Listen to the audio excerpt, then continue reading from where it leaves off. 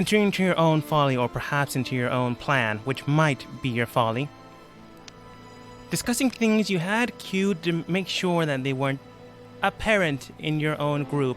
So, working on this, you were able to maybe come back without an issue if things go, well, like most things, not as planned. The basic plan was to come in with new disguises, entering into your meeting, and then see what you can do from the inside and bringing the girls out. Another thing was made mention was if you decide to take on the creature that is inside the sphere, well, that is basically the end game. So once that happens, as Phil put it, shit hits the fan real quick. On this topic, you decided to go shopping for a bit and get a few new sets of gear. Some of you forgot to, so that's gonna be a while. Luckily enough, Q's still gonna be in the city. Depending on what she does, she might not also be in the city. So maybe don't start any barn fires. I don't know what you tend to do. Your group tends to do. Besides that, everything seems to be primed and ready. You did get and receive a message about being beware of the crying children. No, I believe it was screaming children. No, it was crying. It was crying. You have yet to really look on that, but from what I gather, you believe that it's the two children inside of the laboratory, which is more than fair. You do have a few hours, but we can basically skip through that time and say that it's meeting time. I thought we had decided that we were gonna go back before the meeting. I mean, like, a little bit before the meeting. Zold mentioned that they wanted to get there before the meeting actually started. But we can, like, you have, like, 3 hours left, so you can skip that time and say you are 30 minutes early. No, I know Q's gonna get Bob to start on the rework of the Holy Avenger into a mace. I think you paid for it last time? Did we? I am not sure, it's already. but I think so. Oh, okay. Alright. I think the only thing that you didn't really pay for or get started on was Morthos' weapon, mainly because they need it for this event. After all, you can't stab people without the stabbing implement. Or creatures. You say that. I mean, yes, you do have horns, so you could probably still stab people. And depends on how long your nails are, I guess. So, no, I'm just saying my character strength. Just get a piece of metal. It'll work. That's true. Hey, Michael. But that aside, it will take 8 hours for the reforging of the former blade into a mace. So Q, you have plenty of time. So Zen then states, so are we heading out? Should, go ahead and make haste then, yes? Yes, I am. Whatever. All right. Moving Q to the side and bringing you guys basically outside. You were given some information by the motley crew that was inside, but whether you chose to ignore it or not is entirely up to you. However, if you decided to choose on that information, that would take time. And the more time you take, who knows what might happen outside of the day you have here. So, while this group heads to the side, Q, where are you going? Or are you just hanging out here?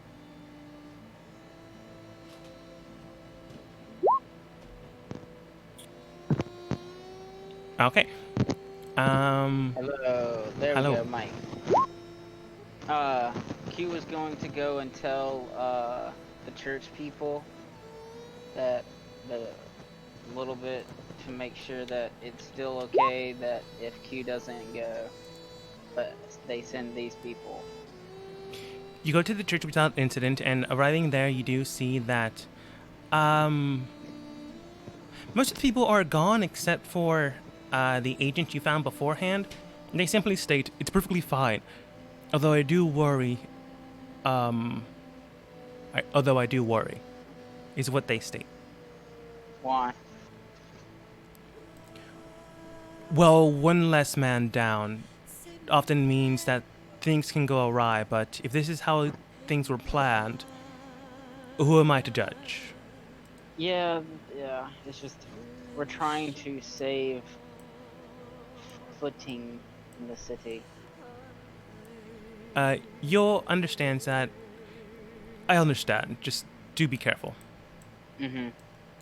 But, if, well, I will, bid you farewell. I'm go to my house to, check on the repairs. He nods and he sees you out, along with the tiefling woman. You head out, and without too much incident, the boar and rat are still there. Do you take them with, or do they continue to sit and stay? No, they come with me. Okay. I'm gonna copy. Oh wait, I think you guys are already there, and I'm gonna just have to minus Q. So arriving there, I'm gonna say like 30 minutes early. Zold, Cerulean, Zen, Ray, and Morthos all get there without an issue. Peep is there, and just currently compressed into a smaller size. Zen then states, so any reason why you're here early? I wanted to see if anything strange would happen before our meeting. If any comers or goers would come by. That makes sense. You do see people coming in and out. The people you've seen before in the lab come in and out. However, some stay here for a while. Well, before one goes in, you see that the woman with mechanical hands that left beforehand comes back in. So does her Genasi companion. However, you see a couple more automaton humanoids similar to Rusty walk in. Roughly 4 more enter inside. Are these the newer type ones that we saw when we were here earlier, or are they the same make and model as Rusty? They're a little sleeker and a lot more flashy.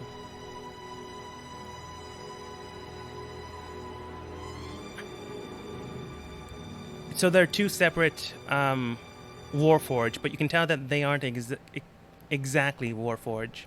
They don't, or at least may not possess the same type of soul, if you will. Gotcha. After a while, you do see that people enter inside, but then basically the gates close. The 2 guards that stand in front of you still stand there. They're there. They're just not really doing anything. They do have 2 pikes to their side, 1 each. They do look at you and then continue to observe the area. They're not stopping you, but the gates are closed. Alright. I'll turn back to my team and let them know that if they would like to change their disguise, now would be the time. And I myself am going to duck into an alleyway and make myself look like an Azamar. All right. Wait, weren't we going as our current disguises? No, we were changing them so we don't use them when we're doing Well, this. we scheduled this appointment to meet with them, didn't we? We did, though. Zold The specifically. handwriting of my scheduling left a lot to be desired. Yes. They know that someone named, I think it was Zoltan, Bolton. is there for a meeting, but they don't actually have an image, a drawing, a depiction. Just someone scheduled a meeting for 6:15. Okay. In that case, Ray will leave and come back with a different disguise as well. Yeah. All right. Quick question: how far is it from here to Q's mansion? It's good skip and a hop, maybe like 20 minutes. 10 if you run. 10 here and back. All right. Well, I'm gonna let everyone know I'll be right back, and I'm going to book it to Q's house. Hopefully, catch her there and drop off Thief with her. Okay. You do manage to catch her without an incident. Q, do you hold on to said pet?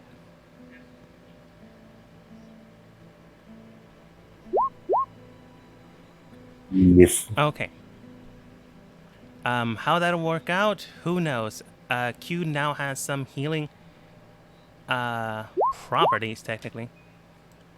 But yeah. And probably when I'm there, I'll change my disguise. Okay.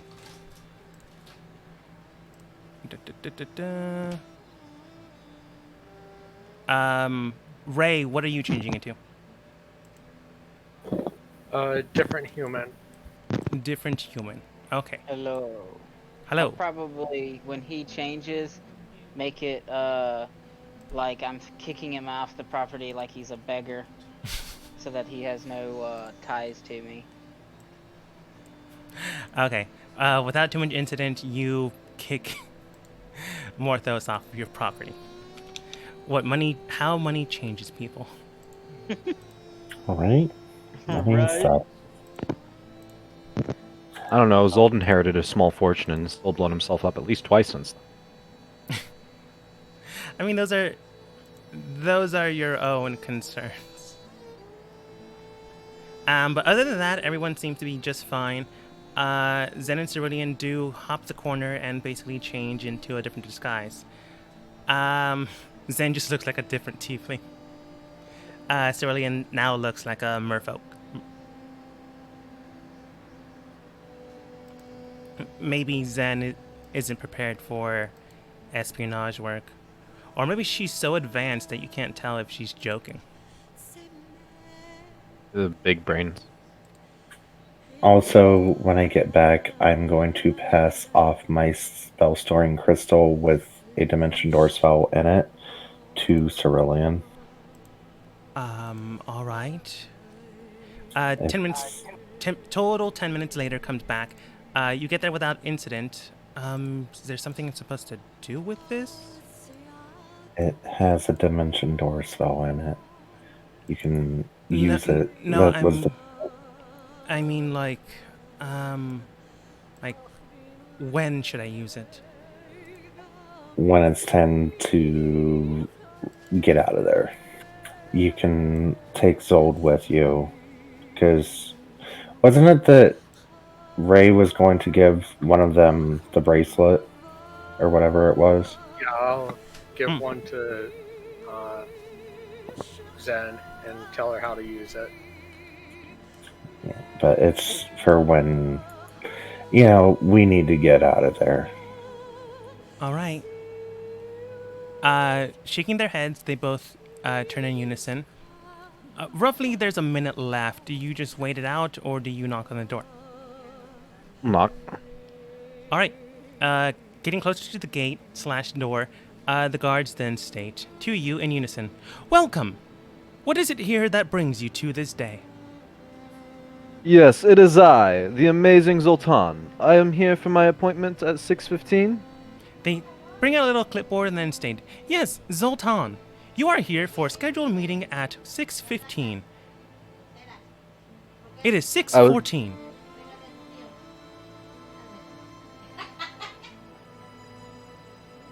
Is there anything else you need?" I am here for my meeting at 6:15. "Yes, it is 6:14. I am here for my meeting at 6:15. Yes, it is 6:14.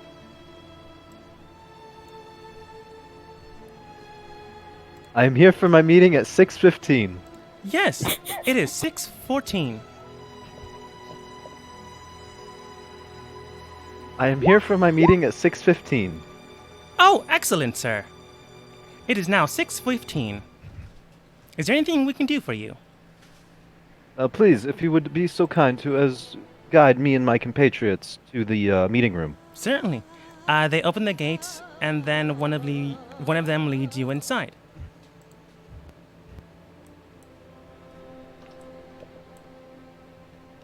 Zold, you're the one that says Zold.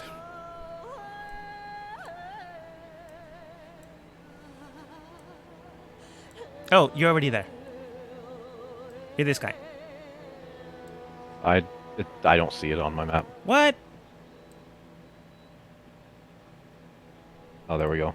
Okay. I was like barely on the screen. That's weird. Yeah, I wasn't like I had like a 2 pixel wide area of where I could click on it. Huh. Well, that's concerning, but at least you clicked on it. Either way, it's a new flip for your flip token. I didn't do one for Ray because she already got it covered. So, entering inside, the guard does lead you in. Welcome, sir. Now then, please come over and meet the representative of said governing fraction. And then you just hear someone in the distance speaking with what appears to be chemical people? Is the best way I can describe these three. But hearing them, you do hear and see a name tag on them named Foster Alexander. The automaton comes over towards him, and Foster then states, "Oh, right. You still have that strange speech pattern system. Really gotta update that. Now then, I'm assuming it's my meeting at 6:15. Yes, sir. It is 6:16 now. I believe they are late. No, you just sent them in. Indeed, sir. Would you like them to come back at another time? Just go out their door. Excellent, sir. Please meet them at your convenience." And then they go back to the guardian of the door. Oops, Q's still there. Q's gone. Peep's still there. Peep's gone. Marthos is there. Oops. That's my bad.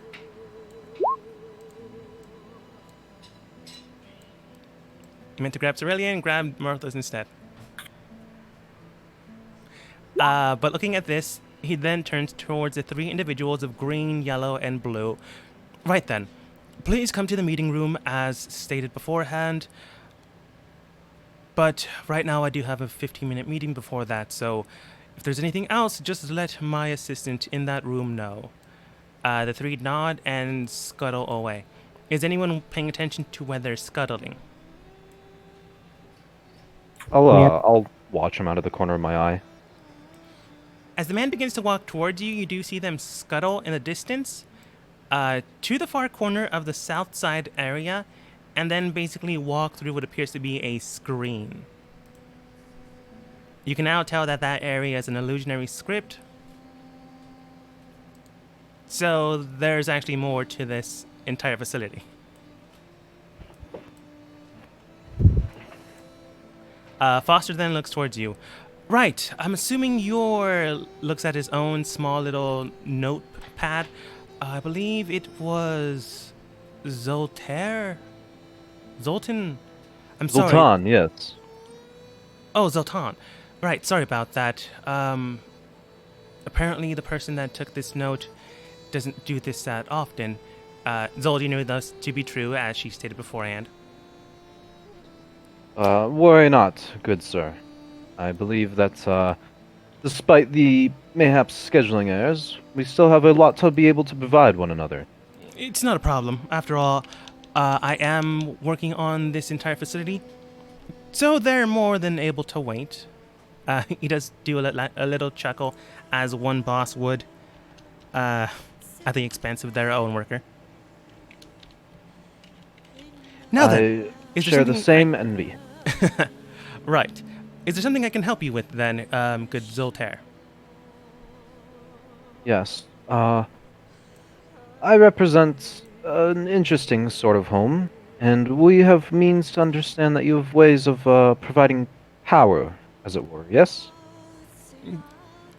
Are you speaking about a generator? I haven't had a problem with them, but if you require a new one, Well, rumor is that you've one more experimental and capable of much higher output. the engine. That has yet to fully be synchronized. I'm afraid I can't exactly give that one out. Of course, though, would you be so kind as to perhaps, show us it? Tell us a bit of how it works? I can show you a small, how should I phrase this? I'm assuming you know a bit about technology? I'm very good with the mechanics of things, yes. Right. Then I can show you a small model, an example.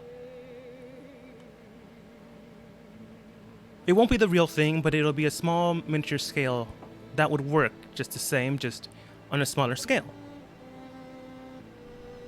By all means, show away. Right. I do have. I have time. Please follow me. Without missing a beat, he does walk over to this area. If you're following him, you follow him. If not, he is not stopping. From what you can tell, he has a one-tracked mind. I'll follow him, but I gesture to everyone else as a sort of like, if we're gonna split up and you guys want to take a look at things now would be the time.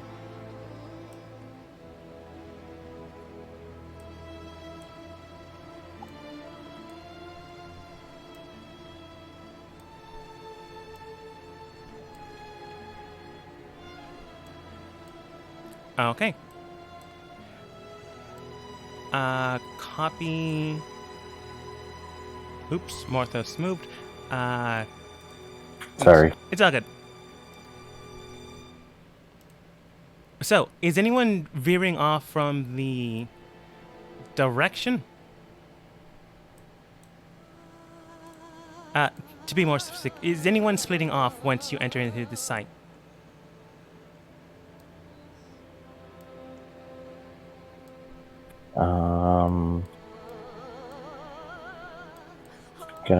I guess I'm gonna kind of look at everyone and see which way it looks like they're all heading. Zolda's had to commit to being at least the face with this man, so can't be Zolda. You can tell that they're heading. The map that I'm gonna move you to is heading north. There's a door, opens it. There's a separate section, almost like a waiting room, but without any chairs. And then another door heading north, and then turning to the left.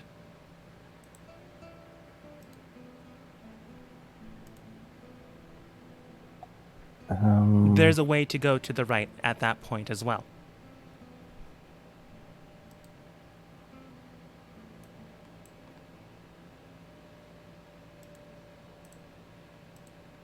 Oh, okay. You just like completely confused me there. Okay, in the map that you're going to move to, you have to go north. Once you open one door, there's going to be a path to the left or right. They go left. I'm going to probably. I'll veer off to the right.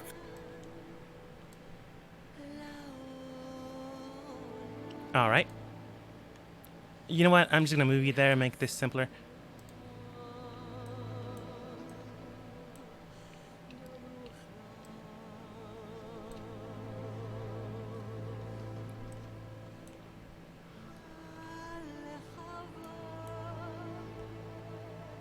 So, as you enter inside, you do see that the man opens a door, comes into a small little furnished waiting room, but then continues on to the left.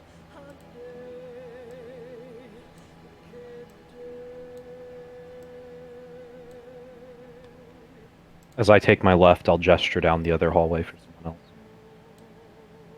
else. I'll wait till I see others kind of blocking the view, and then I'll take the other way. All right. Ray, what are you doing? I'm gonna stick with Zold and see what he's up to. That's fair. Zen would probably help out Morthos then. Seeing, well, seeing that Morthos veers off and everyone seems to be going with Zold, she just didn't want Morthos to maybe get in trouble alone. So, you follow the man into the next area, and you do see a small circular magical chain outstretched in this room. This isn't what he's waiting for. In fact, he completely just goes around it and continues on to the next room. Does anyone try to observe it, touch with it, mess with it? I'll cast detect magic and take a look at it. From what you can tell and detect from it, it is every school of magic. Each chain represents a separate school, but each chain is not exactly a chain itself. The mechanism is connected by magic, but the little metal pieces around it seem to be small class stones. To be more specific, each of the stones or each of the metal pieces are of separate classes and would likely be able to... the best way I could probably state it, enhance the class.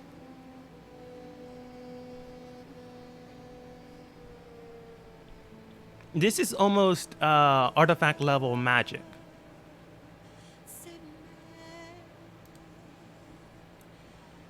And he just completely ignored it. Like it was nothing. Well, he probably sees it all the time, so Maybe? It could also be that he cares more about mechanisms. But that's true. As veering inside into this next room, you can tell that he walks through this strange carpeted area of multiple colors and patterns. Not in any way, shape, or form, but he goes through the rugged area. Oops. Does anyone else do the same, or do you go around it? I'll trace his steps. can I see if it's magical at all? Yeah, detect magic is still within the minute. It's just a rug.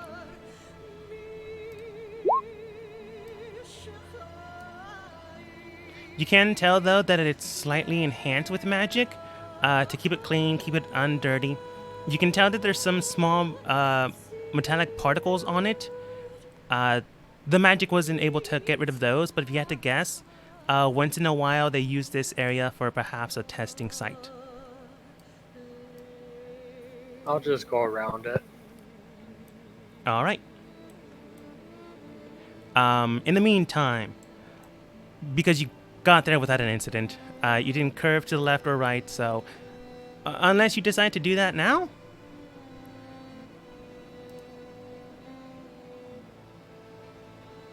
Nope. Okay. Did Cerulean bail on us? No, I was just keeping watch on what you guys did. So I couldn't move everyone. Okay, Morthos, entering into the next area to the left, to the right, you do manage to pick up Zen along the way.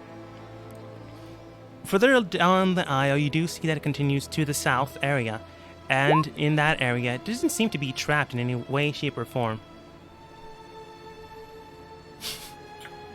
Alright, I'm gonna try and move down this way slowly and just look around the corners.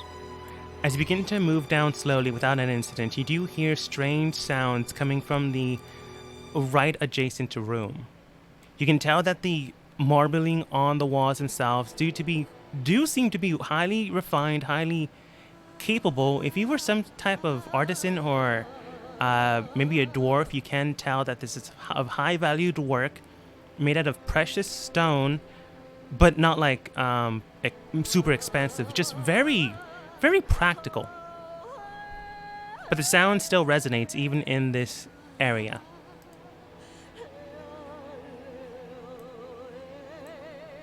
Okay, and like I said, just gonna peek around the corner, see if there's anyone down this way. You peek around the corner and, go ahead and give me a perception check.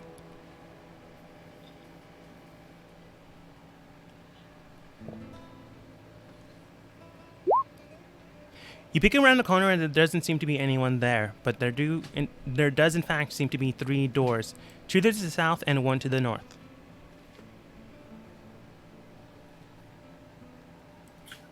I'll probably look at Zen and just, we gotta be quiet, and I'm gonna use one of my abilities to try and peer past these doors. All right. So just make sure no one's coming up behind us.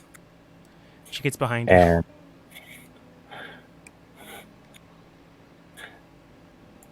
so I'm gonna start to move around the corner here, and as I get around the corner, I'm going to activate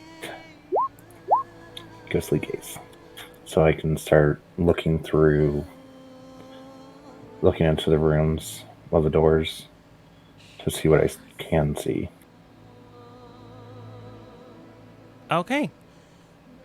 The south room you're looking at, in front of. Yeah. Okay. Yeah, I guess I'll just show you it. Peering inside, you do see that the transparent system seems to be working in just fine. Sorry. Got super distracted. I laughed.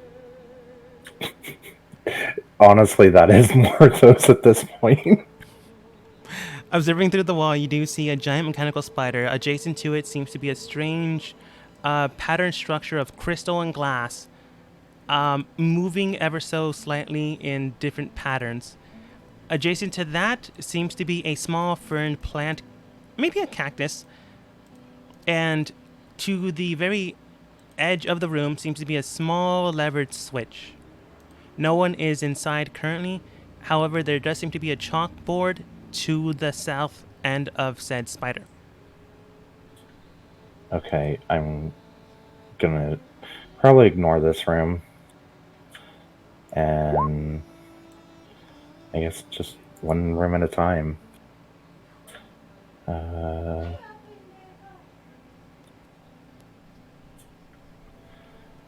I'll peer in this one next. Yeah, all right, because you told her to keep an eye out for behind you. She sticks around in that area. Okay. As you begin to peer inside this room, you can tell that something is blocking your vision. There seems to be a separate layer of something Welcome back. There seems to be something laced within the wood stonework itself. Something preventing you from peering inside. Whatever this is, you can tell more than anything else that they're making sure that this room is secure. And then, alright, so I'll look in this room. As you gaze inside of this room, you can tell that there's something inside that's circular, round, and, well, there's a multitude of these things. As you peer and gaze within the veil itself, you do see what appears to be a small cactus and a strange mechanism similar to a solar system. However, this one isn't exactly your solar system. Spin it. It is moving. The circles are spinning, but they aren't like moving around each other. They might be, but they're moving quite slowly. So you might have to stand there for like a minute and see what's happening. I don't have a minute. That's fair enough. Zen comes over.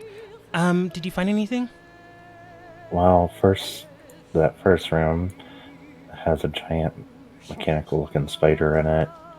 This one in front of us, some weird solar system-looking contraption, and I can't see past the door in this one. That's weird. I mean, unless they I mean, unless they wanted something secure in there. I mean, have you tried the door? Not yet. I mean, I would, but I'm not sure what's behind it. Neither am I. I mean, you're kind of stronger than me with a weapon.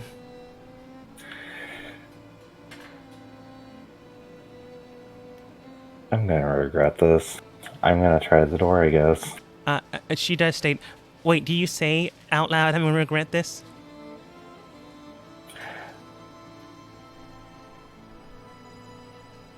We're just gonna leave this to chance. Okay. I'll let you choose odds or evens Odds. for yes or no. So that'll be for the yes. Did I say it out loud? I say it out loud. She immediately backpedals. Or we could wait for everyone else. I mean, there's only 2 of us. Yeah, but if they're distracting them for the moment, it's,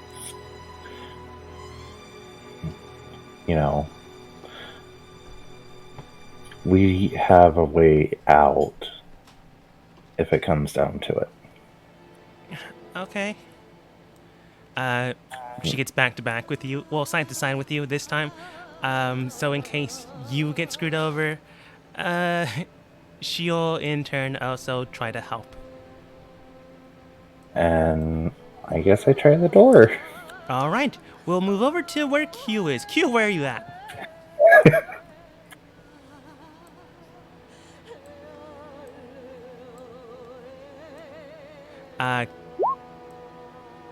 Okay.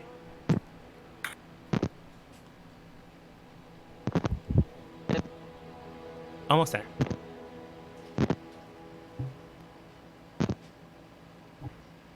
Hello. There we go. There we go. It only took me like 30 times hitting it. I mean, Q's at her house overseeing the repairs. She was gonna go and see if the ruler would basically do a gathering of the nobles so that she can greet them respectfully as the new head, and when that would be possible. Yeah, okay. Entering into the facility, you can tell that, while your house is gonna take time, maybe a couple days, maybe a week, depending on who you hired, because you do have to hire people. Like, did you spend the most extravagant amount to get everything done quickly and earnestly? How much would Or, it cost? did you just spend a little bit of money, to just get it done when you get it done? How much would it cost me to get it done quickly?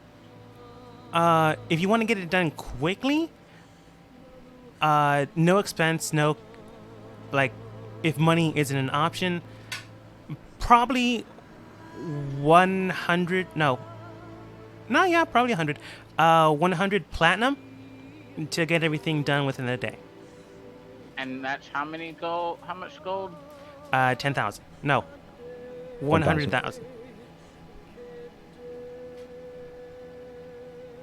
Wait, no, what? 100,000. That's 100,000 gold. That's quickly, everything is prim, proper, and pristine to noble standards, and within the day you'll have a house again.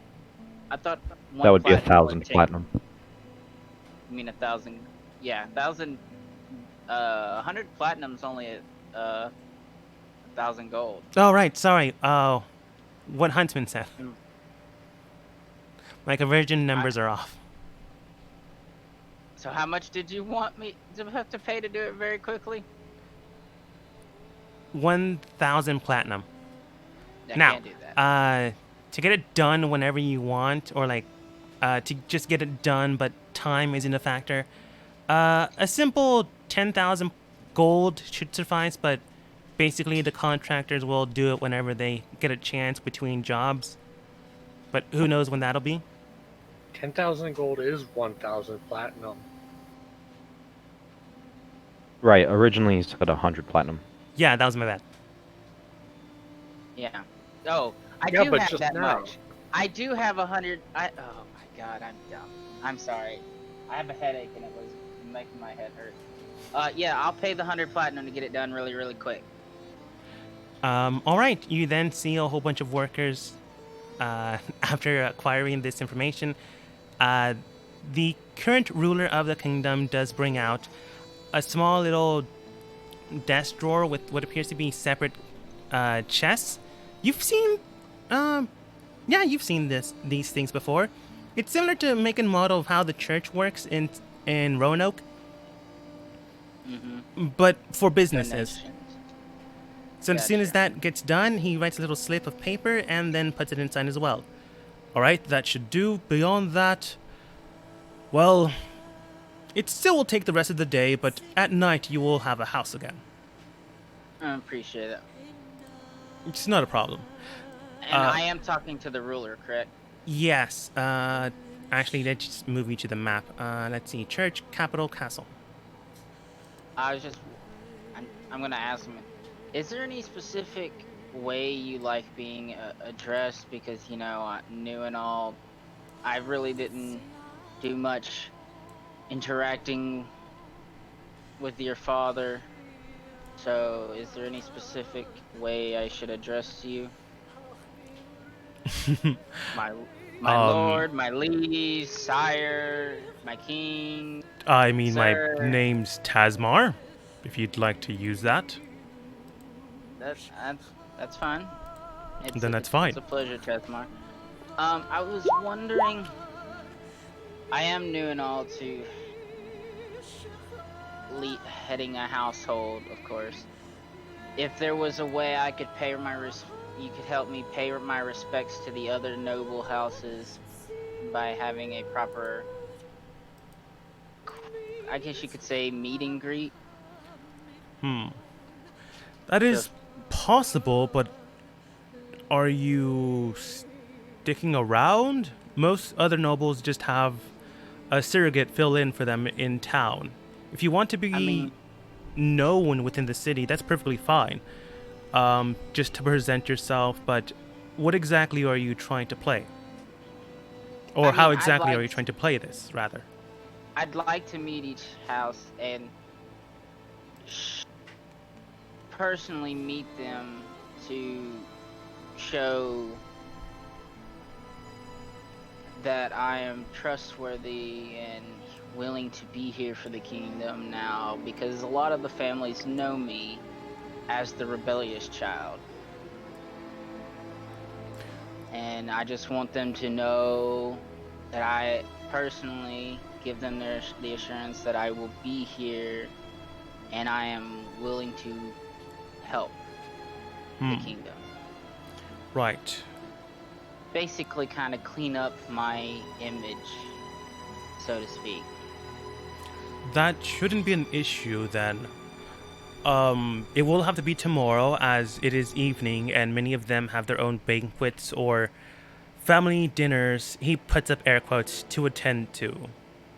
Of course, of course.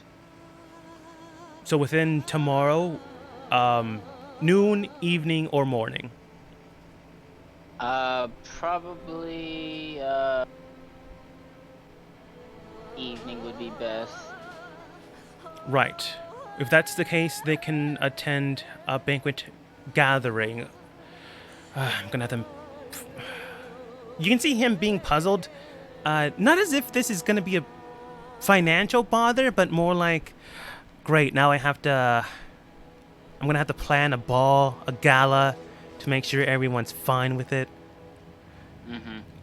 Which is something that your father tried to get you to do sometimes, or attend at the Yeah. very least. Yeah.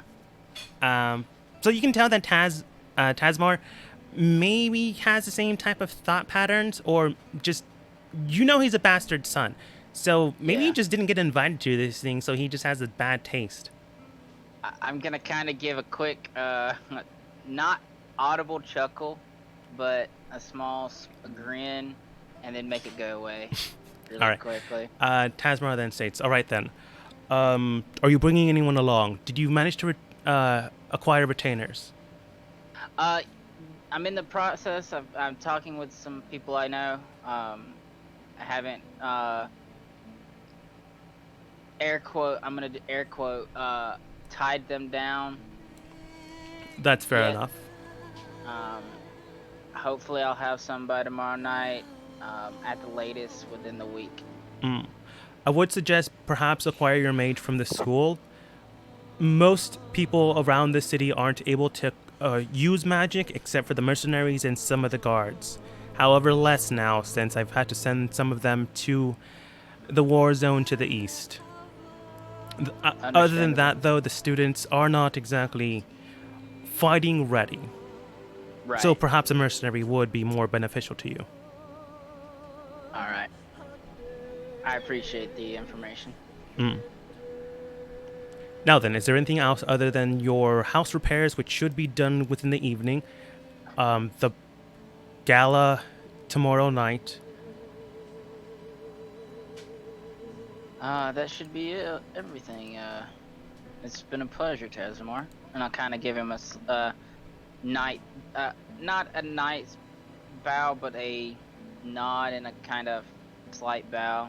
All right. In respect. As you do so, he kind of pauses for a second. Well, he kind of pauses you for a second and then states, I mean, we're not done. There's still the complete hiring of new faculty and staff for your mansion and your facilities, unless you want to continue having the individuals that your father had hired. I'll need to speak with him.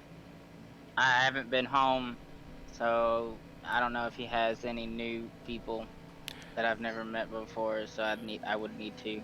According to records, he has made 13 separate new hires within the last 4 months. Yeah, I'd like to talk to him first before I concrete them in. All right, should I send them in your way then? Yeah, just send them to the house. That's where I'm gonna be. I'm just gonna be rummaging through some stuff, cleaning up while they're fixing things. Seems more than fair. He, like one not practiced to this situation, he allows you to leave. But you can tell it's clumsy and not really authoritarian. Just following the patterns, but there's no effort behind it. I'm gonna kind of mumble to myself as I'm walking away. I like this ruler. I thought you were going to say, I'm caring. going to stab him in the face when he's not looking. Not caring if anybody hears me. You can tell that you do get some weird eyes from some of the guards. You can clearly tell, and they'll listen to him, but they don't care for him. I'll kind of give them that, noticing that they hear me, that death, like that, not death glare, but that stern look, and proceed to leave. All right, you easily do so. I would have left the 2 boars and a rat at the house. I imagined FYI. if you didn't do that, you'd leave them outside of the area. As a side note, I did wipe out the tokens that were here, except for like your group, but I do have a clearer map for your house. That's cool, but it might be clearer for you, but I'm on that. It's it'll take a bit. Yeah, it's fine. All right, yeah, that's all Okay. right now. You can at least see detail, is what I'm like.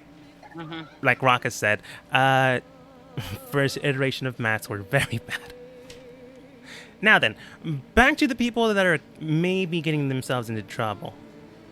Let's see here: orphanage, bar, lab offices.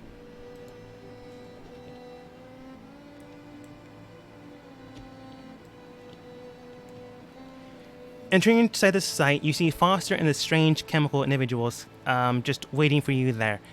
Foster is stating, please have a seat.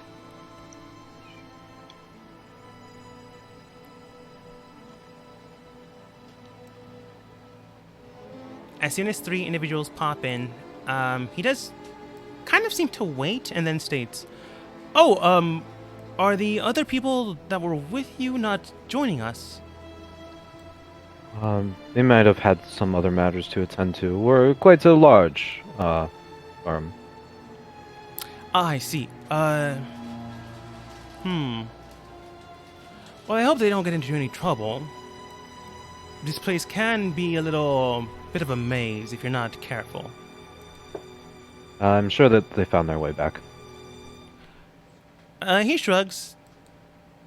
You can go ahead and make a deception check.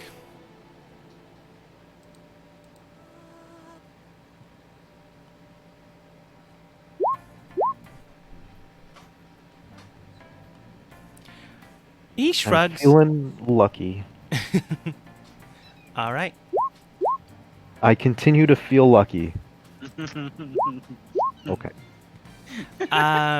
Well, beforehand, I was going to say he shrugs. You can't really discern if he believes you or not. 17, you can tell he more or less believes you. He's not really trying to see any lie behind that, but he's generally concerned if your teammates will get lost within this maze. Me too. But he then states, right then, you do have a little bit of time, I'm assuming, because this is going to be a very long explanation. I've a bit of time on my hands, for this matter at least.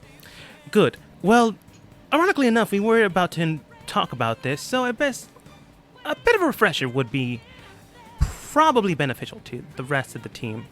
He then looks towards his men. Wouldn't you agree?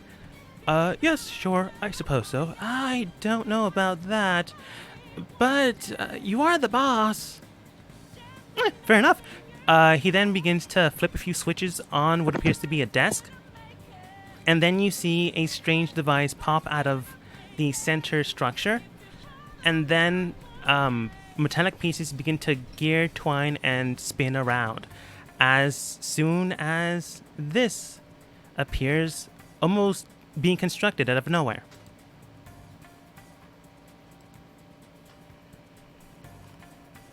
A large metallic device that continues to spin with various amounts of gears, so many that it is almost indecipherable to the amount. Why so many? You're not exactly sure? But Foster then states, now then, to reiterate what has happened in the past, or what has been going on, we're creating a large version of this one. However, this is the base model of what we've designed so far. Continuously locking in motion and continuously moving, it is a perpetual motion machine, if you will. However, thankfully enough, with the added bonus of magic, we are actually able to stabilize this, as without it, we would not actually be able to function. You can tell that's a sore spot for him. If you had to guess, he would rather not use magic if he didn't need to. But he then continues. Right now, this could probably fix or set up an entire city on its own, but the massive one in scale that we have planned can provide power and a very good amount of it that would last possibly a year, 10 years, depending on how sound the mechanism is and what material we use. Do you follow so I far? see. Yes, I follow. Good. Now, any What if questions? something gets stuck in the gears? Yes, we do plan to have guards surrounding the area as well as other protective wards. Personally, I believe that magic isn't really needed, but, well, my own prejudice aside, people with magic do tend to run amok. After all, this capital city isn't exactly the best trained in magic. Personally, we could make do with more mechanical constructs, but that's only my own prejudice and bias, if I'm going to be honest. You didn't exactly answer what would happen if something were to get caught in the gears. You can clearly tell he was trying to give you the roundabout. But he does state, right. Well, most of the time when things go into the gears and perhaps try to mess with them, they are almost instantaneously destroyed or gotten rid of and displaced somewhere else. As mentioned before, I had to use magic for this to work properly, and some of the spells intertwined in the construct are disintegrate and I believe they called it Dimension Door, but a weaker version of it. I forget what it's called. I think it might have been like Fog Step. I don't know much about magic, if I'm going to be honest. That's not my expertise.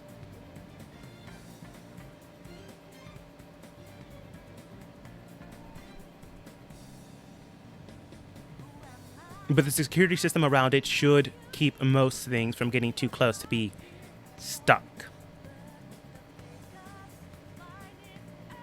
And where are you currently storing this thing? If this is any bit to scale, this must be absolutely massive. It is. It is underneath the water canal system. It's the only way we could work with this thing without disturbing much of an issue. No, that's an improper term. Without causing much of an issue. I mean, unless you can put this thing into the sky. He does look at you, wondering if you can. But also made a joke. It would be incredibly taxing on many fronts, but putting it into the sky would very well be feasible, if, again, taxing. Well, I suppose that Asimar would know something about that, given their flying city and whatnot. We would. Fair enough. He does look toward Ray. Now then, is there anything you'd like to know before we actually begin our meeting? In that time, I will have to, unfortunately, kick you out. Yes, you said you were building it under the waterways. Yes, that's correct. Are the creatures that have been found in there causing you trouble at all? Go ahead and roll insight.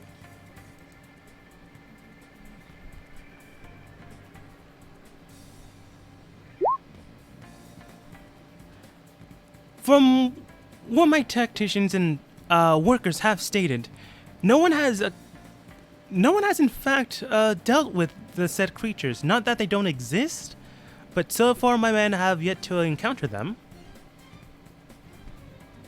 You don't see anything wrong with that? At least not on the surface. So they aren't trying to cause you any trouble or sabotage your efforts down there? As far as I'm aware of, they head out and acquire people.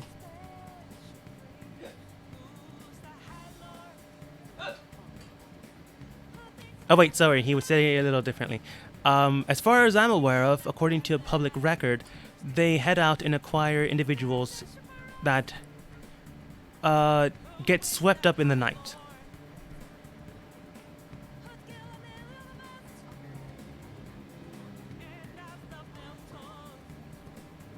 And it doesn't concern you that they're doing all this where you're trying to operate as well? I did mention we have security, and a good amount of it, but it does concern me given that people are involved in this, and these creatures are heading out to take them. It is a concern, don't get me wrong, but it is not something we're looking into, I'm afraid.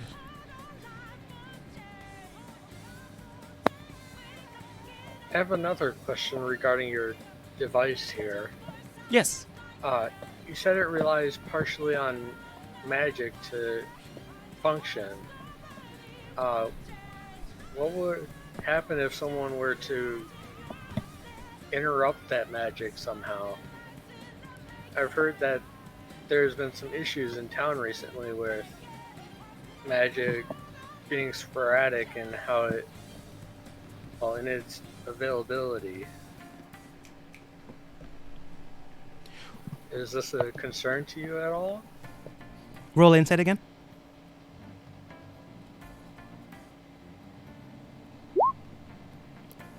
Well, luckily enough, we don't seem to have that issue. Thankfully enough, not a lot of people are able to use magic, but so far we have yet to have any issues with acquiring magic.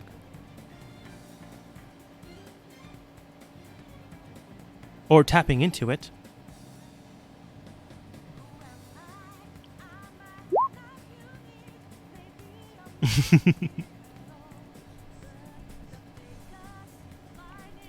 You don't seem to detect a lie within that structure of sentences.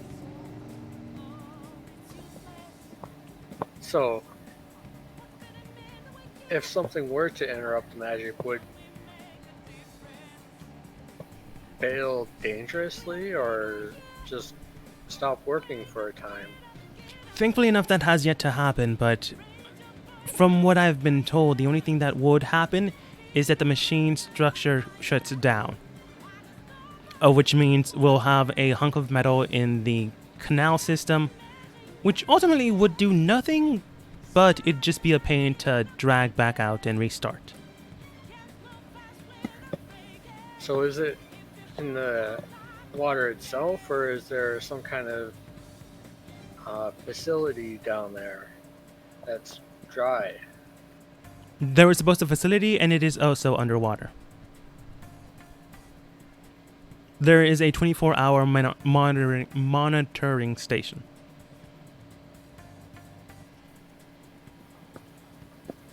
So is the device made out of something that cannot rust or build up, well, acquire any buildup on it from being in the water? He does raise an eyebrow and then states, yes, in fact. I see here we have someone brave enough to venture forth into science itself rather than the mishmash of what magic can do. Very good.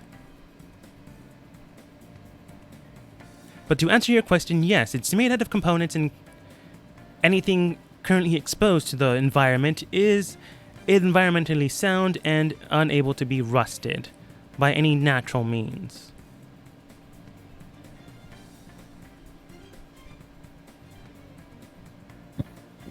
Interesting. So, where did you get the idea for something like this? It seems so bizarre. Technically this isn't acquire an insight roll, but go ahead and roll insight.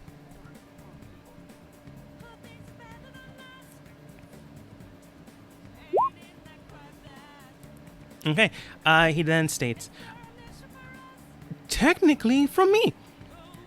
After all, whenever you go and look around and observe the area, you know and desire and see, what can I do to help people? What can I do to change the world? And this, in fact, is something of a brainchild of mine. It is not only me, but my tacticians, my technology experts, he then basically says it underneath his breath, magic consultants, and everyone else on my team that goes and creates this thing, not only from my mind, but goes and helps out anyone else. You can clearly tell, yes, it's technically his brainchild, but no, it's not only his alone. If you had to guess, he got inspiration from something else, probably someone or multiple someones. That is a load of bull. It didn't just come from him. You clearly can tell he doesn't care for magicians or mages, but he will use them to make sure that things work well, so he won't discredit them. He just doesn't like using them. For that matter, though, you can tell that he is very proud of this thing, so he's making sure that the thing actually works properly.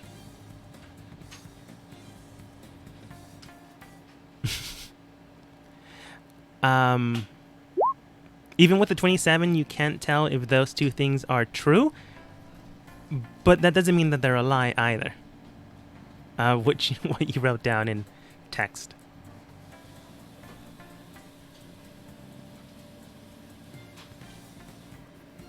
So I imagine building something like this, especially on a larger scale, must be quite expensive. Especially with all the fine detail it needs and all the specific materials. Normally it would be, but however, we did manage to get a contract before, unfortunately. The former ruler got sick and it is now bedridden. Thankfully enough, we were able to establish a connection, if you will, allowing us to use anything we required in addition and in exchange for said services.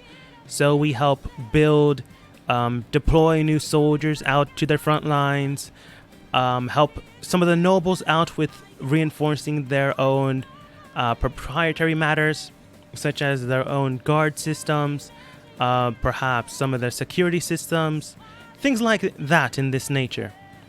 After all, many people here can't really use magic, and many people here do not know the wonders of science itself. So that's where I come in. In exchange for my services and goods, I am able to basically wash away most of the expense. I do still acquire some expenses, I am not going to lie, but most of the time I don't have to deal with it. Except for when the new ruler decided to rule, he's been pinching pennies. Yes, I was wondering about that. You mentioned that the older ruler was the one that approved the financial support for this. I was wondering what the current one thinks of it.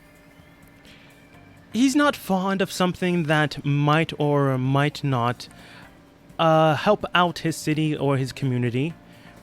Even though we have already proven that security itself has been improved thanks to our automatons, but I will agree that for some reason, some of them have gone haywire from time to time. So You're talking about the bulls, yes? the bulls, sometimes the security guard robots do flail and break apart, blow up, or assault someone.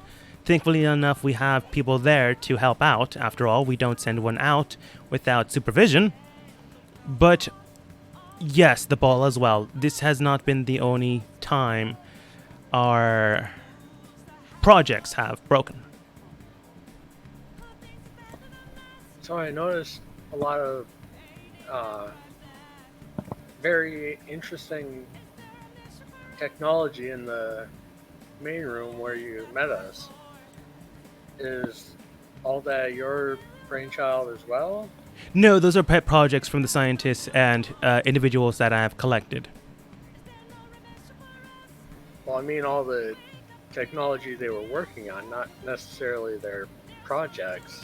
Oh, All the pardon me then. screens and Unfortunately not. While I did have to recreate some of those things, those aren't not all my idea, I'm afraid. might I ask where you found them? I've never seen anything like them before. I would be quite interested in finding out more. They are unique, I will admit. At that point, however, you do hear coming from the room. You're not exactly sure what it came from or what happened, but you can tell that he is currently more or less panicked as we move over to Morthos. As a side note, that entire conversation has been happening simultaneously. Alright, so going to try the door. You try the door and immediately it is locked. It's not trapped, it doesn't shock you into dying, but it's just locked. As you as you certainly turn the knob, is a knob, you can tell that there is a strange glowing box of numbers to the right of it.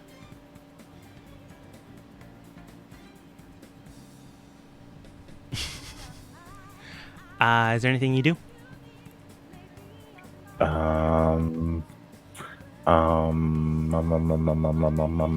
Actually, before you answer, do you guys mind if we take a 5-minute break? I need to give my cat his insulin. No worries.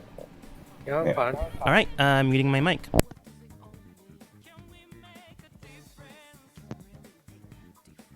Hello? Stop. Fuck! I've been trying to get my mic to work for the past, like, 15 minutes. Hi. Oh, What's up? same.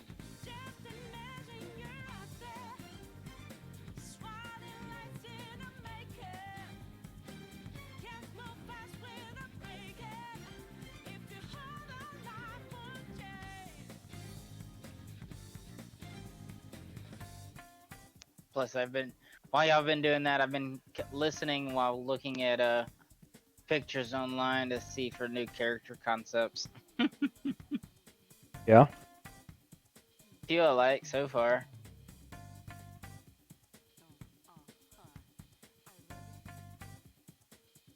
Not many Warforges that I like,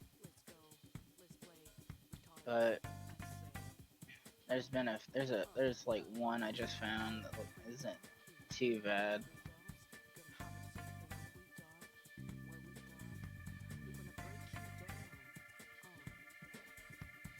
Anyways, Anywho's.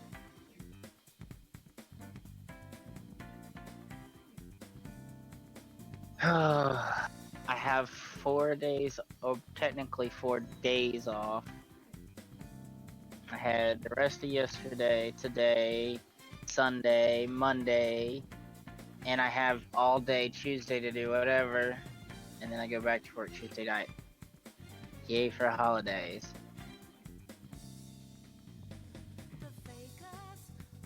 yay. So I told Huntsman this, but so on September 19th, Rockets, I probably won't be available for the session. So it's all you guys. Because I actually got it all set up today and I'm going to be moving. So Where are you moving to? just about 20 minutes from here. But I currently live with my parents and I'm getting my own place.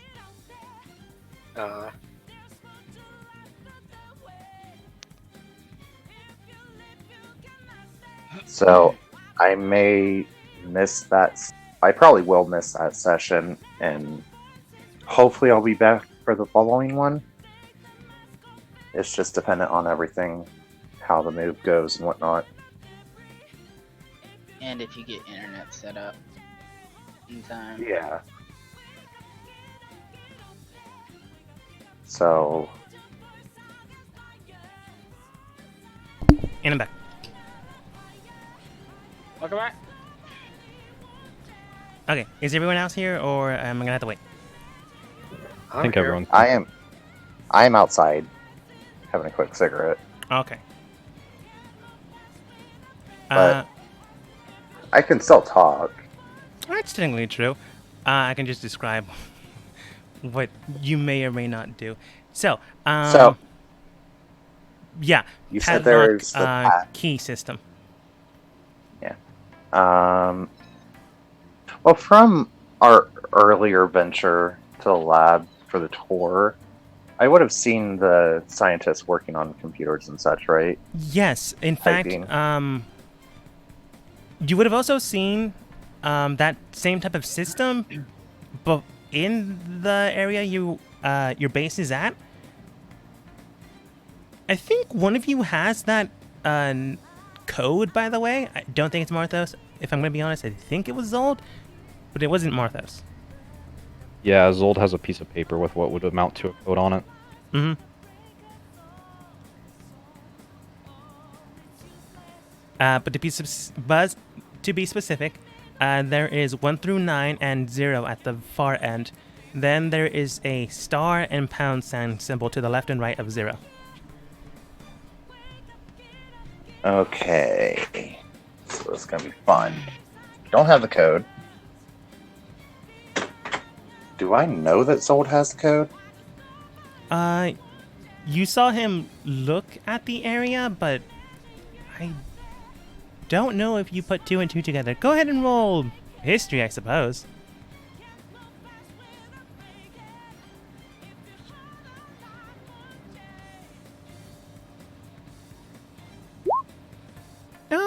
You remember Zold writing something down on a piece of paper? It might be the code, it might not.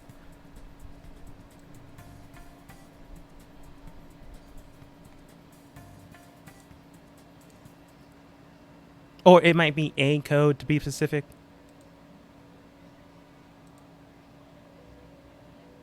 Oh, kind of look at Zen and any ideas on this? I mean, we've seen people press these buttons before, but I don't really know what to press. I mean, can you investigate it? Maybe there's some wearing along the numbers that have been pressed the most. Or maybe I think Civ stated that she uses a credit card to sometimes break into her room whenever they change the code on her. I don't know what that is though. Well, I'll check it out first, and then might have something that can do that. So I'll investigate the keypad. Okay. Oh, what the fuck? It's an 8. You do see that the number 2 is hazier than the rest. Oh, pastels and that. It's the only one I really see. And then I never gave it back to her, so I still have a platinum gold card. It's technically true.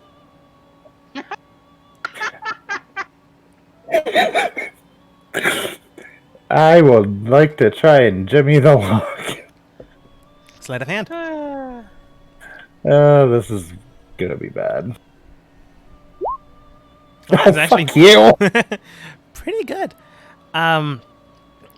You slip the metallic card straight through the area where one would if you're locked out of your building, and that's still a viable way to do it.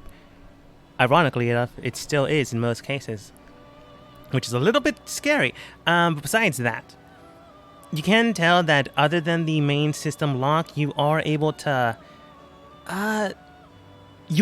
stop at the exact moment where a locking magnet would prevent the system from actually unlocking or establishing a lock. So as long as you leave that card in place, it should be fine. But you'd have to leave that card in place, or else an alarm would go off. Do I have anything that can do that?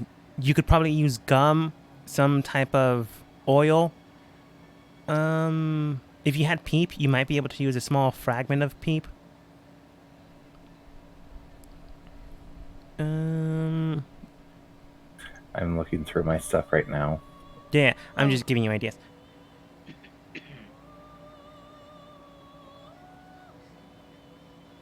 I don't think anyone in the office has offered you gum, so you don't have gum. No.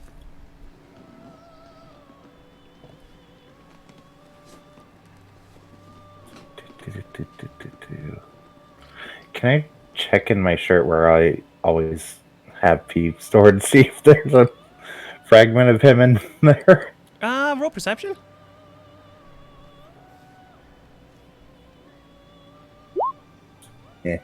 I mean, there's like a little bit, but almost like maybe they sneezed there.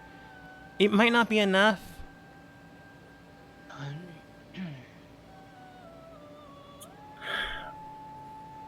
Okay, so with my strength, I have a small knife. Would I be able to stab it through the card to hold it there into the wall? 18 strength, right? Yeah.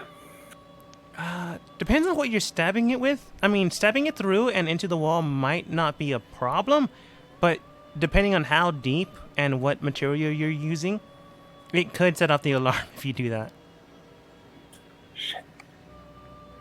That being said, you're having to hold that card right now. You can easily just open the door, check out what's going on inside, close it, and then just leave the card there. Because right now it is pinned between the door and the wall. If you move the door is when you have to make sure that the card's still in place. Yeah, I mean, I guess do that for now, just to see what's inside. All right, And then I do you fully regret my open the door? choices. Or do you just take a small peek inside? It bends from this direction outwards. Kind of first look and see if I see anyone. All right. Let's see. Reveal polygon tool. As you begin to open the fractured part of the section, you do see this much of the room. Do you venture forwards? A little bit. All right. You then begin to open it a little bit more and see what appears to be a small sheet in the corner and a strange chest with teeth, a tongue, and a pink bed underneath it.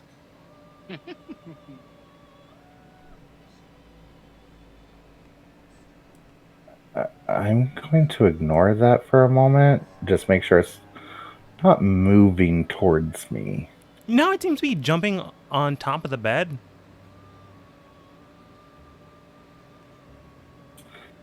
Open a little more, I guess. Just trying to get a quick look. Oops. Sorry. Was messing with the wrong account. Opening it more, you do see a ghost. That chest, which you can clearly tell is now a weird mimic, and a tail. Wait. Would I recognize this as the creature from before? You would recognize this as creatures before. Kind of look at Zen and tell her that it is that creature we saw before with the children. She nods and then states, "This is probably their room." What should we do at this point? I mean, we now know where they're at, and they have yet to spot us, so we could come back or, take them as, the group suggested. If I let go of this card, the alarm's going to go off, so... Yes. She looks at her items. I'm going to take a quick peek at her items. I mean, all I have is a rubber band, but I don't think that's going to help. Probably not. And so far I don't see the little girls. No, not in the corners that you have peeked at. Why don't we close this for now? We know where they're being held. And maybe we can get back here and get them out.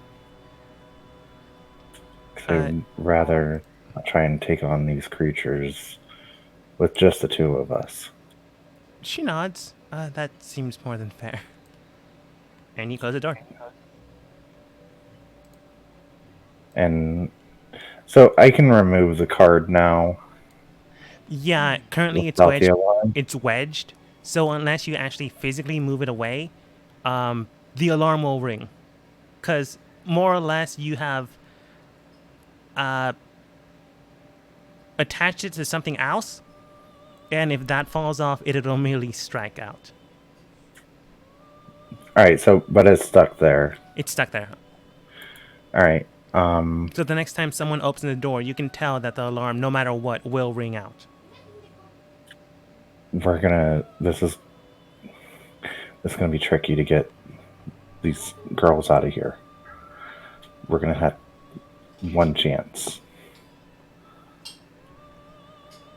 I mean, the rest of the group's meeting with that guy. We can see how they're doing and maybe come back. I mean, I'm sure they made some excuse of why we're not there. Right. Why don't we try and figure out which way they went, and then try and tell them what's going on. She nods. So, do you try to follow their path? Yeah. You get to the area that they were at and immediately see a doorway with another door to the south of it. Which door do you choose to go to, or do you inspect if someone has passed through this area before? I am inspecting. Okay, let's get you guys out of the shadows. Go ahead and roll inspection. Insight? Not insight, sorry. Investigation. Third time's the charm. I am not doing good. You can tell that maybe the south door or the door along the hallway will lead you to them. There are no hidden doors at the very least.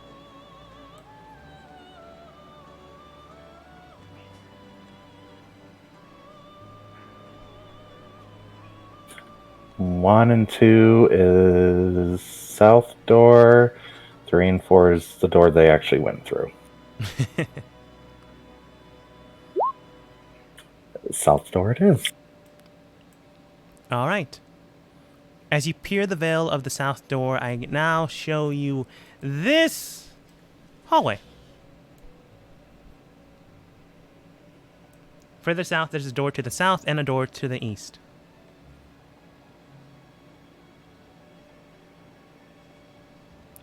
You can tell, however, that specifically there are footsteps heading to the south way. That doesn't mean that there isn't any heading towards the east, but there's more footsteps leading to the south. For some reason, this area seems to be caked in what might be dust. But that's not right. For some reason, the dust seems to smell sweet.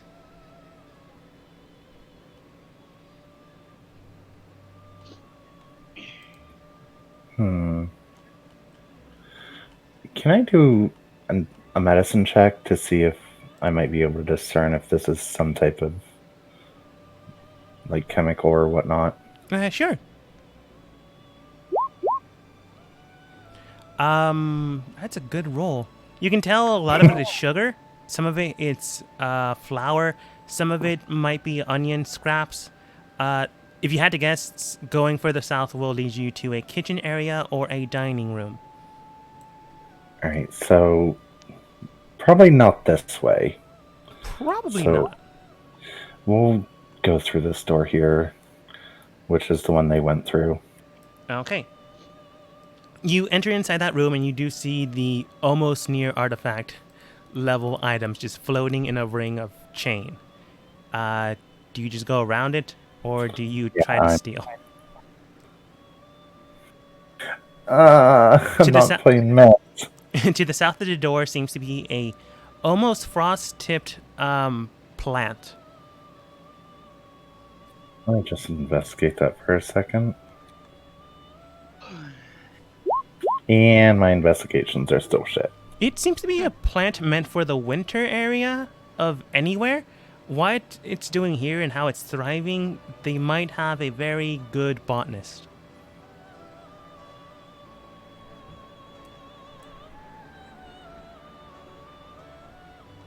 That's all you get? Hold on. So I will say, I just remembered this because I saw it. I actually do have advantage on that because I have the herbology book. Oh, very good. They have a very good botanist. That's all I'm getting.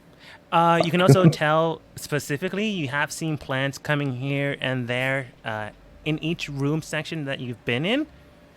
So you can tell that the botanist here or the caretaker of the nursery in this not plant area, basically maze, is someone that practices not only with plants but able to thrive them in environments that they do not belong in. Whoever this guy or girl or individual is, who knows? Because you really don't know the Probably a person. druid. Might be a druid, or just might be super into plants.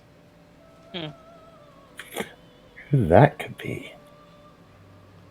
Who knows? Maybe because you never were told. Maybe because someone, Likes to fucked with keep them. secrets. But that's all you get, I'm afraid.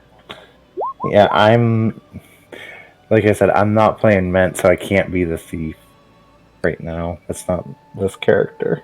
That's fair. If it was Ment, for sure he would be trying to steal every single fucking thing he saw. So, so you follow forwards, going around? yeah, I'm gonna go around to the door. All right. Opening the door, you do see that there seems to be a strange, intricate rug in the middle of the room. It seems so ornate, so distinctive, that it almost feels like a trap. There's also a fern in the corner.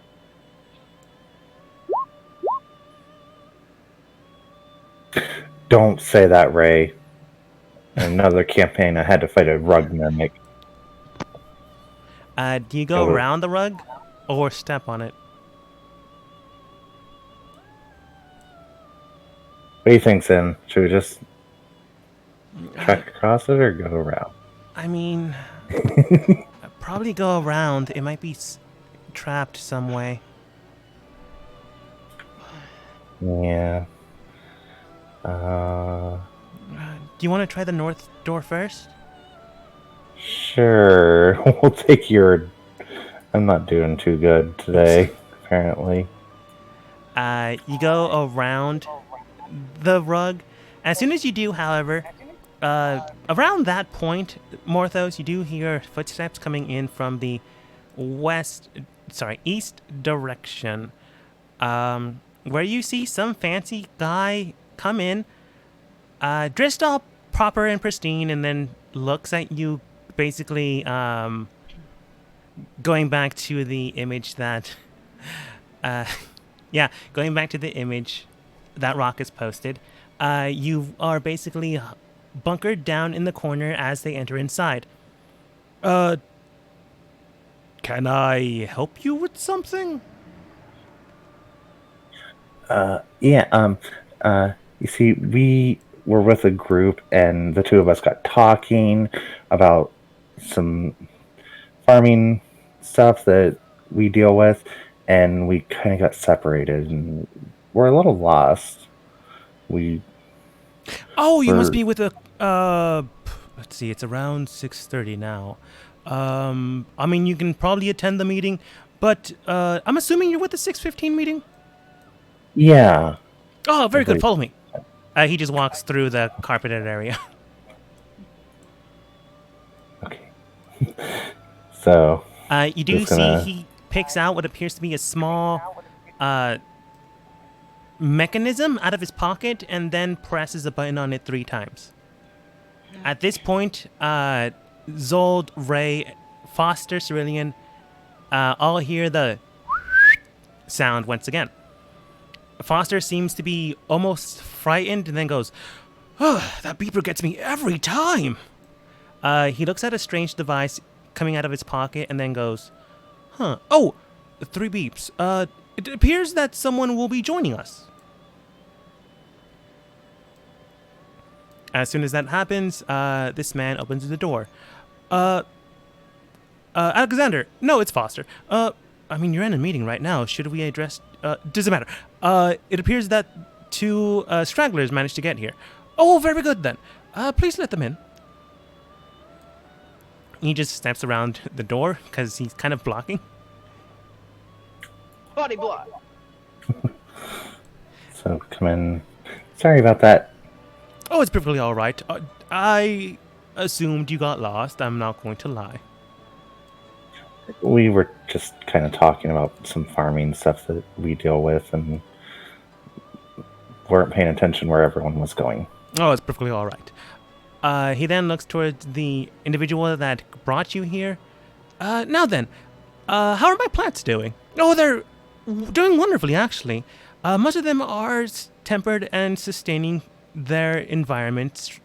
Thankfully enough, we did manage to get everything that we needed, but beyond that, I will have to attend to them about 3 days from now. I'm still roaming around the city. Right. How did your vacation go, by the way? And I believe you went to Roanoke? Yes, I did. Rather all right, but I met a strange individual there. They really didn't want me picking up plants. Well, they didn't exactly know you. They probably thought you were trying to hurt the environment.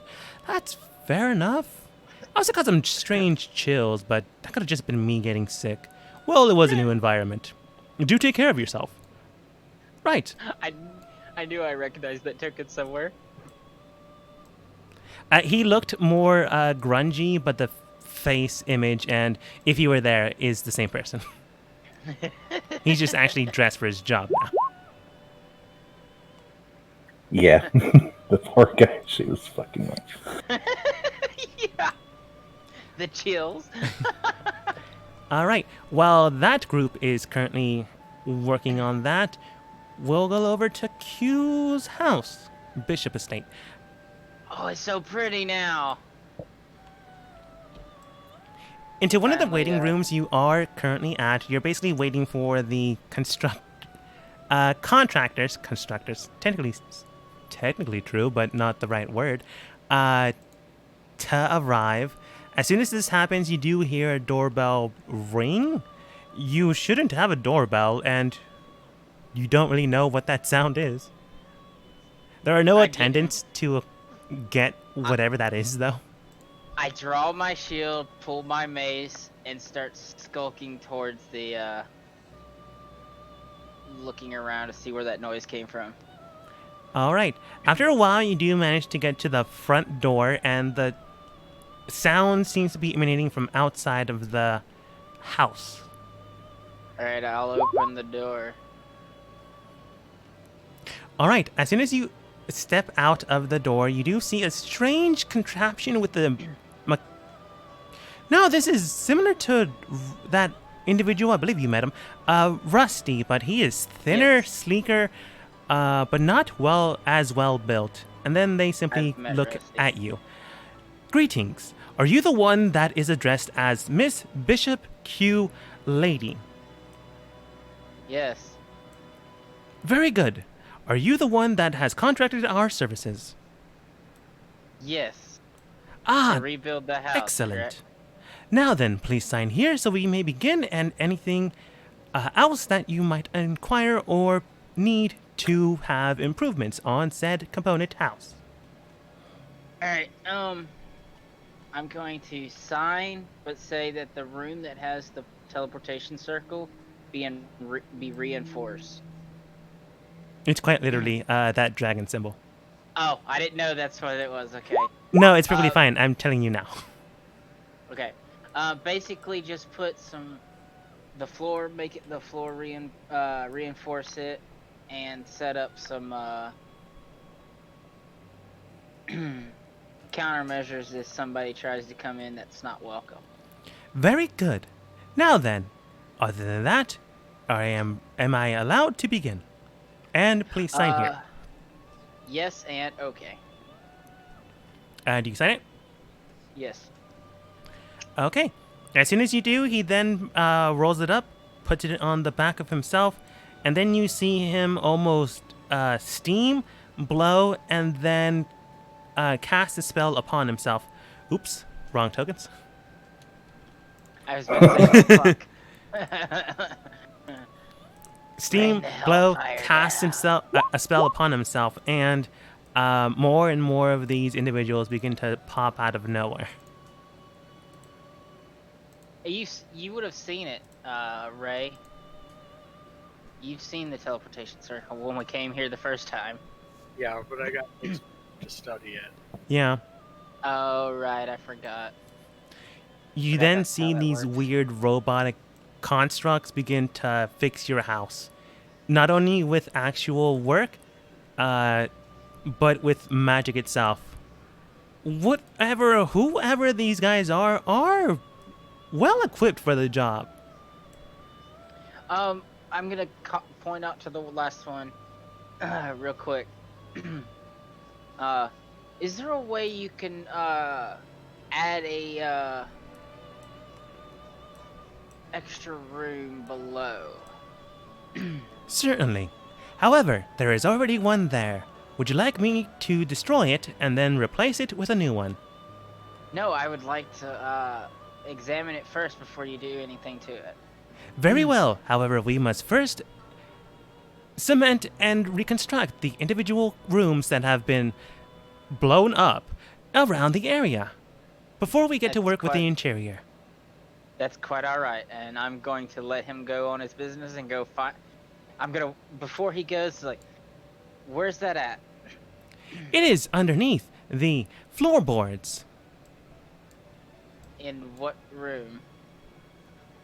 It is in the main reception room. Alright, I'm gonna go and try and find this hidden room. The main receiving room would be where actually the circle of magic would be. So Alright. somewhere along the hallway, maybe the circle itself. But that would I'm be a gonna start- receiving room.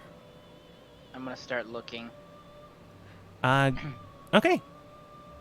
Each time you look within a squared amount of room. I'm gonna say this much? Yeah, this much seems fair.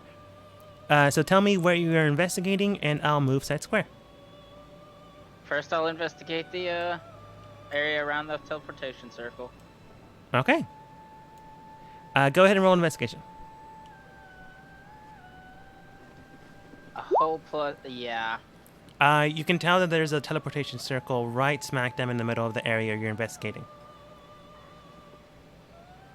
This might be the hidden room, but you're not sure. Right. Alright, this section. All right. Investigation.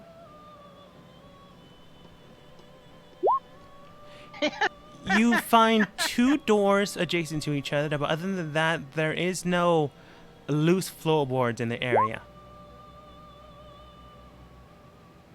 Alright, I'm mechanic. It's a mechanic question. I've already used it. It's still the same day that I used divine intervention, correct? Yeah. Okay. In that case, I'm going to ritually cast commune Okay. and ask, do you know where the trapdoor is in my house that leads to the hidden room? I think it's still the same individual. Yeah, it'd probably be the same individual that's been answering you. You hear a strange sound, but you can clearly tell it's a grunt. Alright, let's see. Have you tried the floorboard yet? I'm looking, but I haven't found anything. I already Alright. knew it was in the floorboard.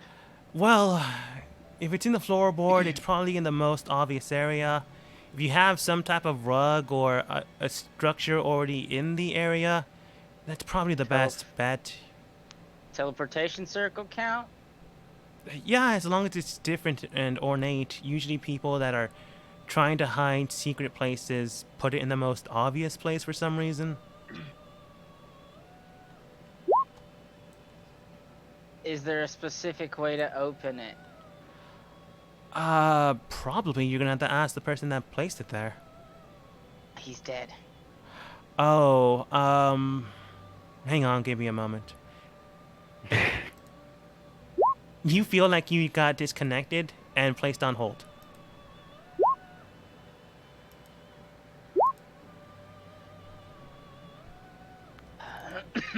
A few seconds later, there we go.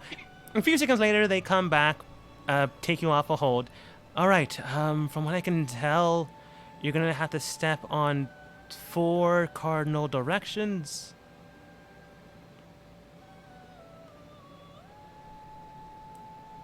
Alright. That's all the information I have. Then they just disconnect rudely. I step on the 4 obvious cardinal direction marks on the teleportation circle. You step on the 4 cardinal direction marks in the area, and nothing happens. You did feel something. I'm gonna use your passive perception for this. You did feel something underneath you shift when you stepped on one. When you went to go step on another one, it's something when you were walking there shifted back or reshifted. And then that same type of feeling underneath your feet continued to happen each time you went, stepped, moved, stepped, moved, stepped. Alright, so it's a certain order. Could be a certain order. Could be all at the same time. Alright, I'm going to get 3 other objects heavy enough to place on the spots and stand on the 4th one. You get a few chairs and begin to place them to the north, west, east, and you step on the south.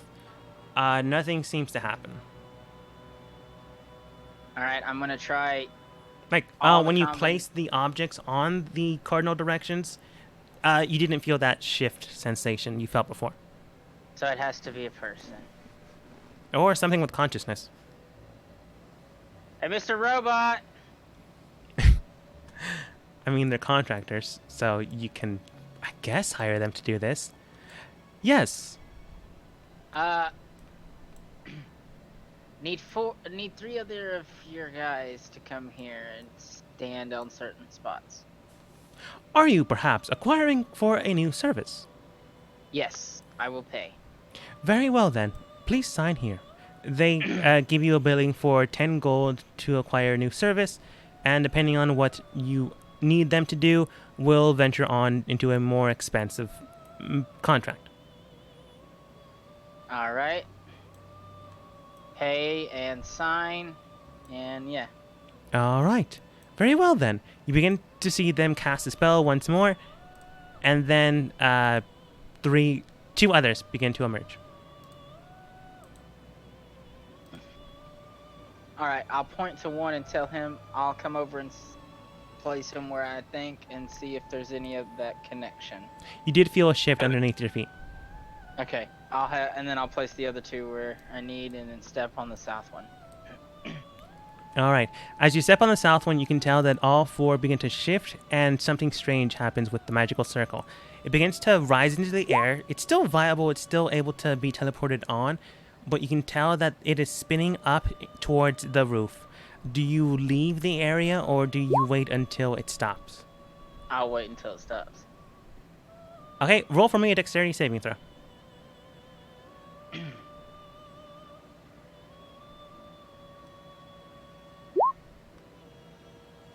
7. You wait for it to stop, but it is not stopping. So as soon as your head hits it, you begin to panic and try to jump off. So you jump off. However, a good fragment of your body does get pinned before you can slip it completely out of the way. So you take 3d6 points of bludgeoning damage, which is 9. However, you hire them to stand there, so these 3 get crushed. You then see a structure on the contract that you now hold, billing you for broken compartment tools. It is going to eat up a good amount of your weekly budget, so keep that in mind. Huh? But so far, thanks to the new expense, you are down 1,200 platinum. I don't have 1,200 platinum. Well, then you're gonna be eating canned soup for the next week, because it I only will have go on towards your next week's expense. I have 6,000 gold Left. left from everything that I've paid for. Okay. Well, the new expense is 200 gold. Like, this current incident cost you 200 gold. Oh, you said platinum. Total. so was I like- meant total, based on what you paid to get this fixed tonight.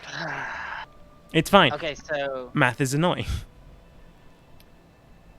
Okay, so I Just- paid 10,000. Just subtract 200, and that's it. Okay. 200 gold.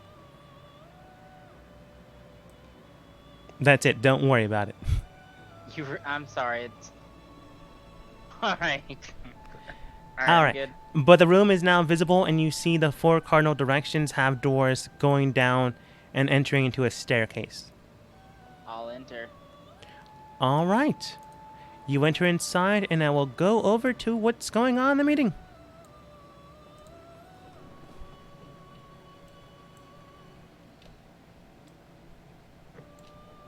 So, while the rest of the team managed to get into a little meeting, powwow, if you will, you do see a strange orb in the middle with turning gadgets, gizmos, and whatnot, depending on what you know of mechanics, Morthos. Not a damn. That's fair. Foster then states, all right then, I do have a little bit of more time for your questions. Luckily enough, your team managed to get here. I am grateful for that. A lot of people do go missing, I'm afraid, and that is very dangerous.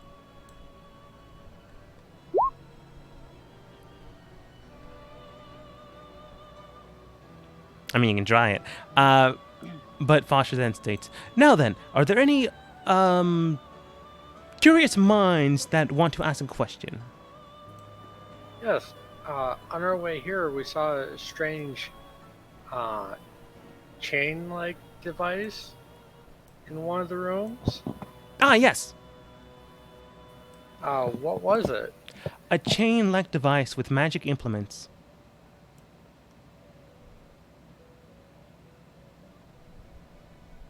Magic, how so?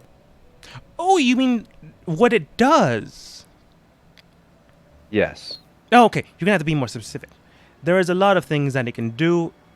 I thought you were just referring to what the little shining thing is. Not that other people know about magic, I'm afraid, and I did not know. I didn't want to assume you did. But to be specific, it does allow and amplify one's abilities depending on the class that you have and which one you pick, to an amplified +2 to spell accuracy as well as spell efficiency. Like in game mechanic terms, it adds an additional +2 to your spell save and +2 to any spell that you fire. Accuracy wise, not damage wise. Sometimes some of the casters and mages have to, where I come from, it's considered doping up.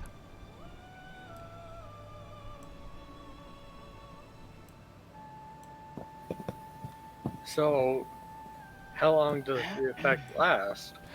As long as they're holding it, but it does need to be recharged every 24 hours. So you can use it for a day, but after that day, you will need to not use it, and then it'll have to retune itself. Interesting. And what are you using it for? Currently, nothing. They're on standby right now. No one has requisitioned for them.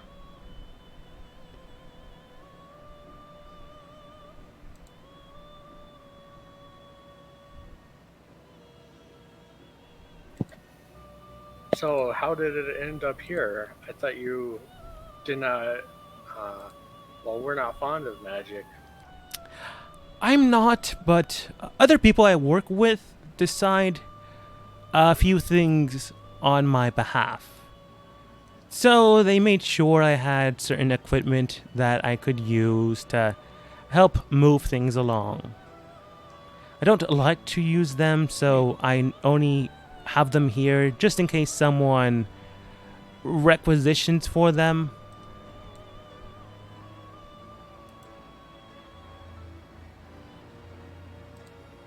Other than that, they're just a waste of space. And we do sometimes need them, I'm not going to lie. But I'd rather have them to be used less and less if I could. Interesting. Have you considered donating or maybe selling it to the Magic Academy here? I could, I'm but they're sure not they would mine be to sell. very interested in it. Oh, whose is it then? Again, I work with two others, and I'm afraid that it would be technically my boss.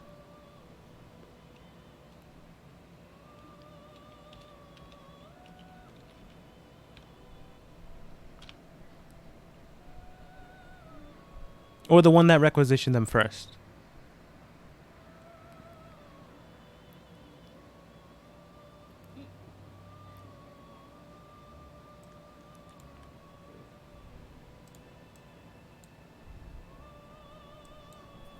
Ray just nods at that. All right. Does anyone else have a question?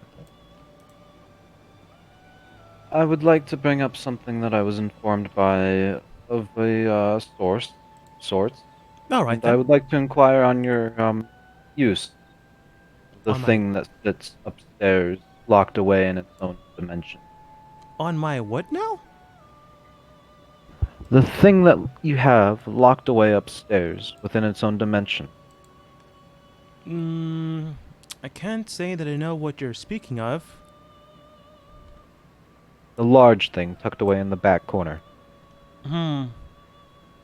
He seems to be pensive and thinking. Zolt, go ahead and roll insight, but you probably know.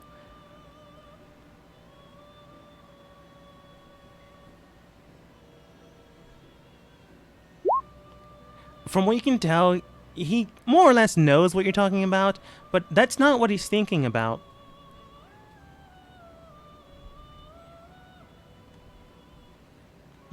I can't say that I know what specifically we're talking about.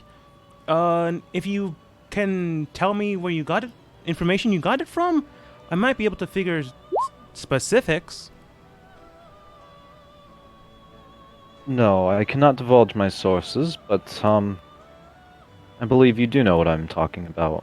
And like my companion's question from earlier, I won't allow you to dodge it. Well, that's strictly on a need-to-know basis, so if you did acquire it for someone, I will need that information. If you're not willing to give it, then I will not give mine in turn. It's as simple as that. I saw it myself when we walked in. I should have... Should have reinforced that thing then. Well, it's expensive, and that's technically not part of the contract, so I can't exactly waive away that expense. The lack of the better word for it, it is a creature that has been constructed in this facility. Well, reconstructed. It is something that one of our own has seen beforehand. And, well, one of the first things that they created.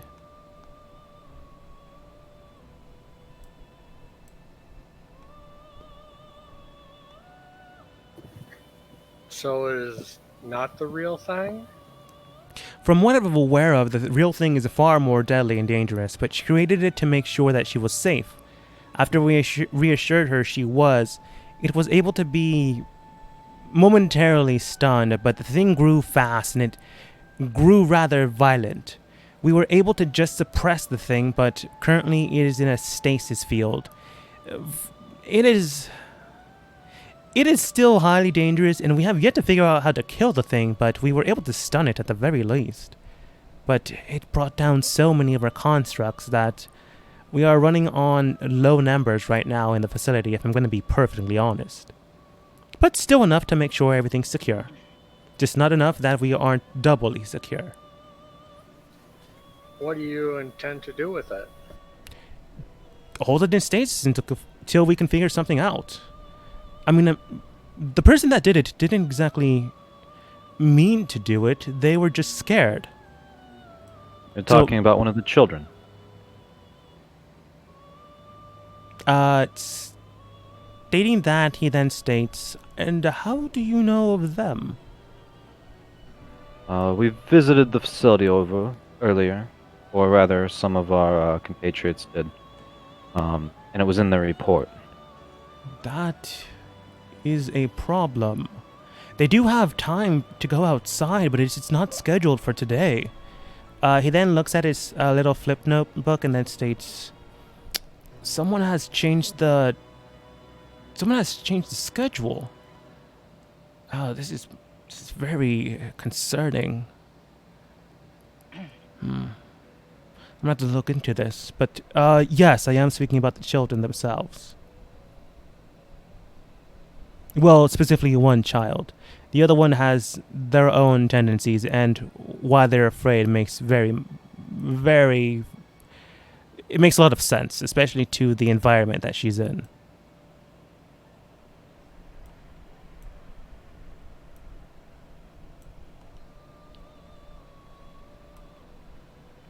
You can tell that he slightly dodged, but also answered. And the three individuals that sit here with us, where did they come from? They're not, normal. They are different, but they are from here. The one in yellow then simply states, we are from here, but we have had our forms reconstructed. To what ends? To the means. Foster then states, to be specific, they have their own projects and things to do. Some of it involves highly chemical constructs, highly volatile chemicals, rather.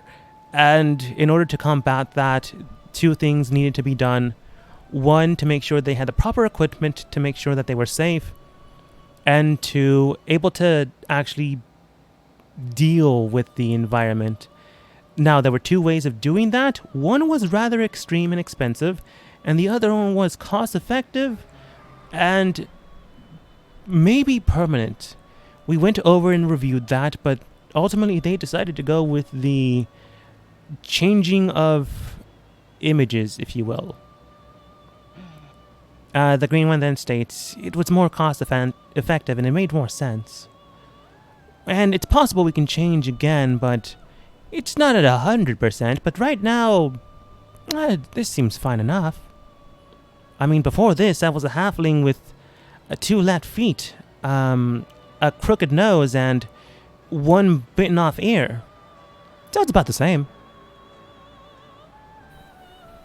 So if this was the option that wasn't extreme, what was the other one? Well, we would have to reinforce the very barriers themselves, having made sure that every make, model, and system to the very atom was non-volatile and no electron would penetrate any environment that it's not meant to be.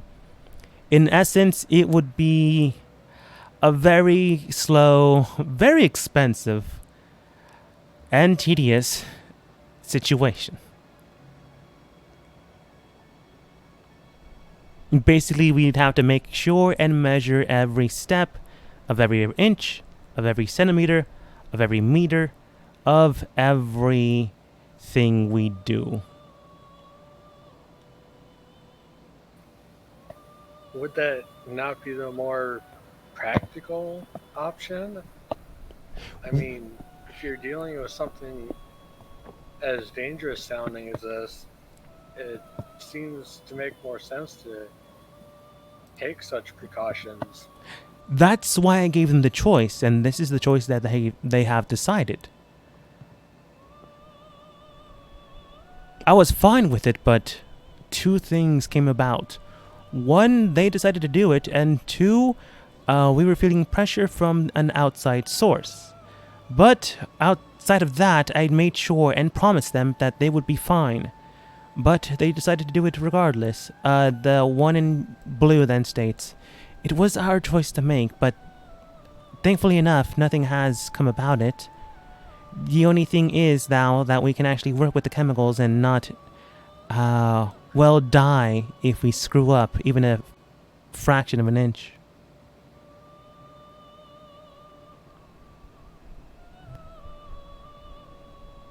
So while this is a very extreme change, I mean, for me, I was an elf, tall, blonde, beautiful, about a 10 out of 10. He then goes on for like another minute. But this helps me. This makes sure that I survive. The other way would have taken time, and sure, it would have been more, safe. But this is also the same route. It's only this way that we make sure that we're completely safe. If we did it the other way and we made a mistake, we would almost instantaneously die. At least this way we survive, even with most mistakes. And what manner of project are you working on that you're using such dangerous materials? Foster then states, most of them are their own pet projects, but some of the stuff that we do pertain to the engine system. Other than that, anything else would be considered classified, I'm afraid. But the engine itself is public knowledge, so I can answer some questions, just not everything. After all, we do have to have our trade secrets.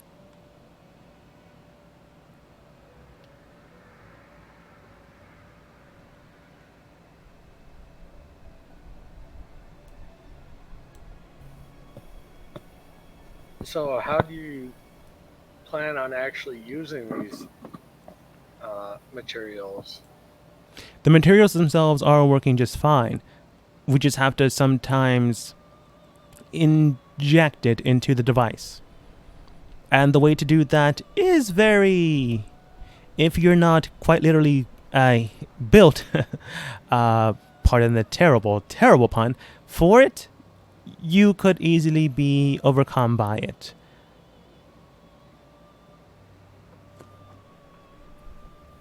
So what happens if something happens to these three and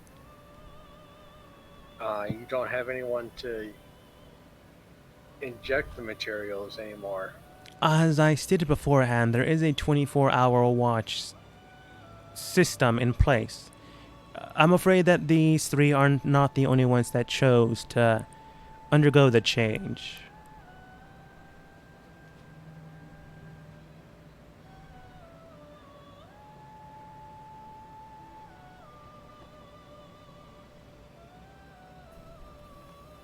Again, you didn't quite answer my question. There is more than these three able to assist. So your answer is to just keep transforming people to do this for you? No, my answer is those what that you have said. volunteered. I will hear them out and I will make sure that they're safe. But so far there have been no casualties, and I am not going out of my way to change anyone without their consent. So no, I am not going out abducting people and changing them to help move this project along. There are 15 people that have volunteered. I had made sure that they thought on it before the change actually occurred. And 12 people that decided to go on with the project regardless. But no, I am not going out of my way to look for more volunteers.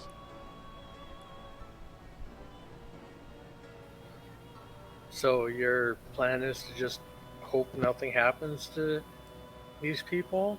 We still have a security system in check, measurements in place. The only difference here is we are not... They, because I am not, I am afraid, in the same footsteps as them, going to die if they make one accidental mistake.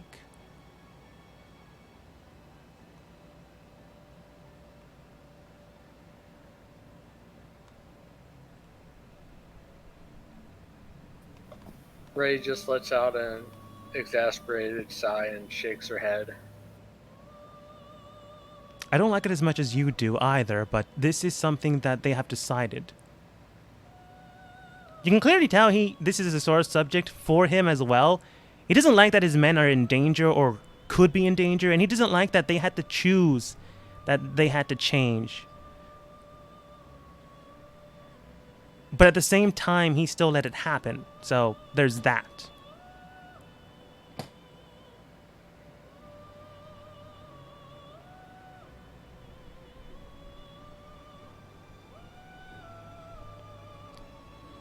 But other than that, Zold and Morthos, do you have anything you want to ask? No, I think I have my answers. All right. Foster then states, now then, if that's all, please allow your... would you like me to call someone to see you out? I did take note that 2 of you got lost on the way here.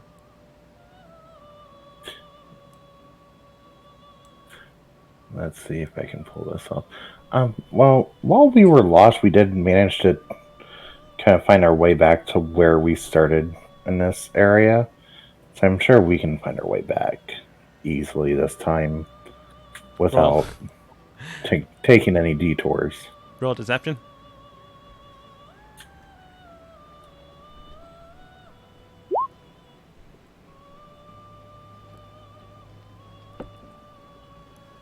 Now that he knows that for some reason you were able to see the kids, which they were not supposed to be scheduled at that point, now that he knows that you are inquiring about the engine, but he's not exactly sure why, now that he knows that 2 people are easily distracted enough that they got lost in this maze, he still doesn't see the deception. The deception got higher for him to be completely oblivious, but it was an 18, and he rolled 19. So good job for you. He then states, right, just make sure you're all in a team, huddled together, grouped up. I'd rather not have you in any danger. Some of the rooms here are consultation rooms. Some of them are work sites. Others of them are living quarters. And I'd rather not have you accidentally bump into anyone that's currently in their own room. Although most of them are secured, so that shouldn't be an issue. But some of them aren't, and that'd be extremely awkward.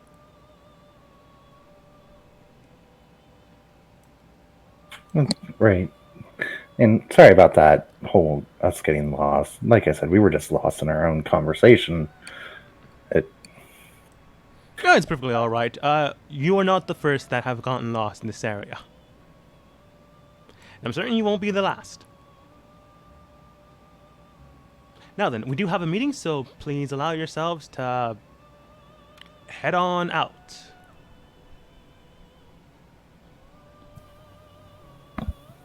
Thank you for indulging our request to see you and answering our questions. I believe we'll be on our way now. Right. Just make sure you're safe. Make sure you're sound, and make sure you don't get hurt. Oh, and do not destroy any of the plants. My botanist gets very upset when people do that.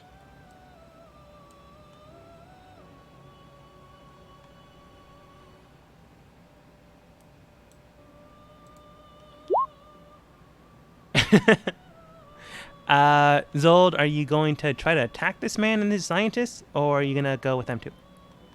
I'm really thinking about it. Because of course you are.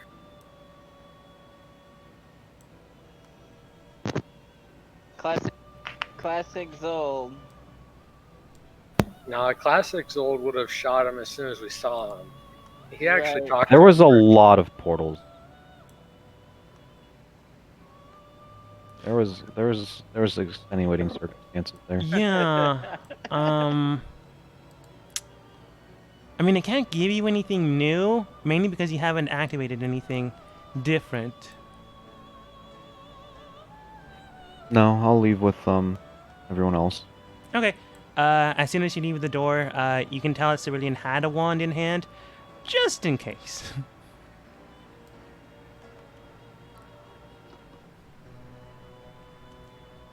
But as you leave with everyone else, Morthos, you know where the children are. If you don't tell them, you know Zen will probably tell them, because that was part of the mission. No, I'm gonna go on to. She was ready. She was ready to go. Make Okay. sure the door is closed, and we're the only ones in the room as we're walking. So me and Zen found the children. Let's do it. There's an issue. The issue. The card that I was given, I can't remember the lady's name. It's That fine. runs That runs what? the orphanage. Oh, that card. Yeah. It's really fine if you forgot her name. You only saw her once, so it makes sense. Okay. But I used that card to jimmy the door open. But if that card, if it falls from that spot, it'll set off an alarm. So, and those creatures are inside with the girls. I might have a way around that. Do we know what type of alarm this is? You know it has something to do with magnets. So I will tell you that it has something to do with magnets.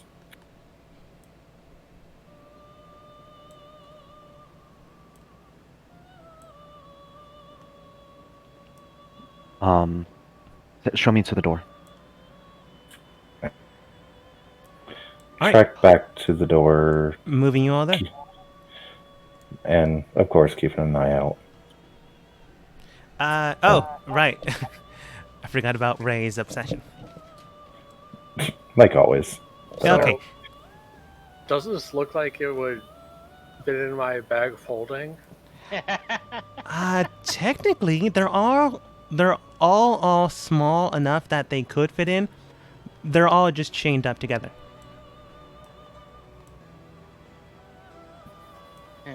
So I can't like separate a piece from one of them, all from it. You can try, but you don't know what might happen.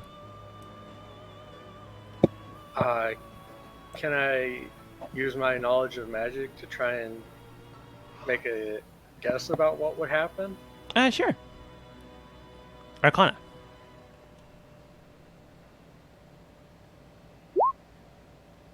From what you can tell, and basically how the man that owns them was speaking, as soon as you likely grab one of them, in no small terms, you would basically be requisitioning them. Magically, they would be synchronized with you, and then more than likely some type of notification would be told to said individual, proprietor or owner of said item. So basically, it would be contracted under you. It would be sent out as a memo to the individual that owns them. Basically, you'd be checking it out.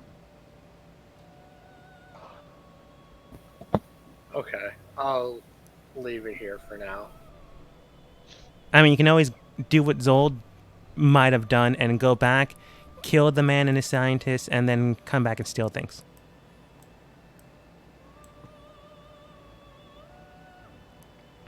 Okay.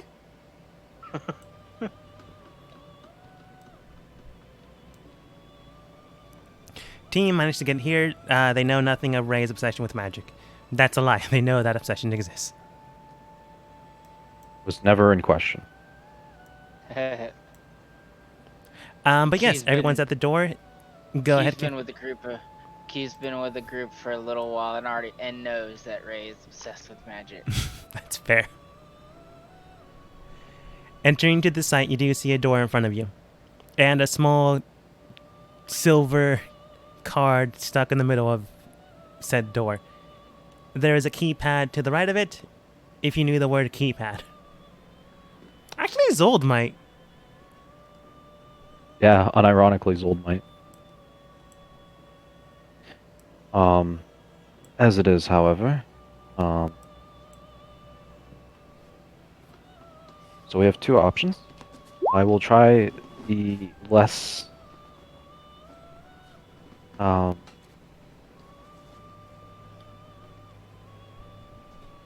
forward option, as it were. And, I'm, do forgive me.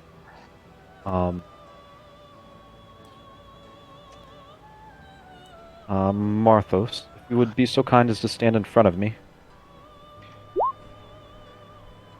Okay.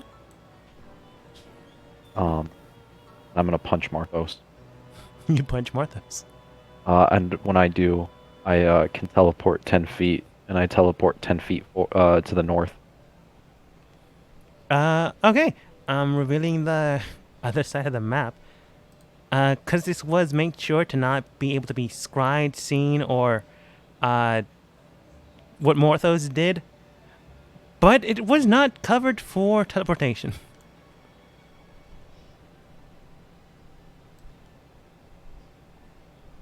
Which really should have been. But again, he's not a magical expert, so he didn't account for everything.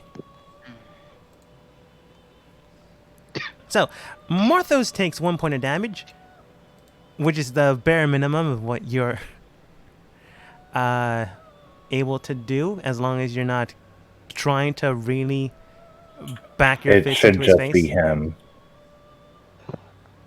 Yeah. So I don't know why you moved me. Oh. Yeah, oops. it is just me. Okay. Morthos takes 1 point of damage, and then Zol disappears. So, what is his plan now? Won't the door still on the alarm if he opens it? Zol, there is a keypad on your end as well. But then you also see two children having what appears to be the best way I can describe it is a gab session with small strange bags with strange orange things inside of them. They seem to be circular and round, covered in powder. On the other end, the pink-haired one has what appears to be strange rainbow-like coins, but they're quite small, and she begins to eat them as well. They notice you, but they don't know this person, so they currently are kind of freaked out. Hello, children. You might not recognize me, for I am a master of many talents. But we did meet earlier today. I believe that if I take upon this accent, you will find myself much more relatable. You didn't speak with them, so no. The pink-haired girl just waves in front of her, and you can see that the creatures that are here begin to blockade you. Who was it that was talking with them? Q. And Ray. You and No. Ray did. Q, Ray, and Morthos. Okay. Morthos for like 2 seconds. I'll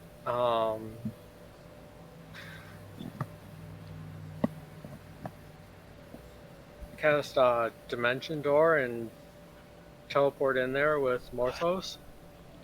Okay. Again, did not account for teleportation.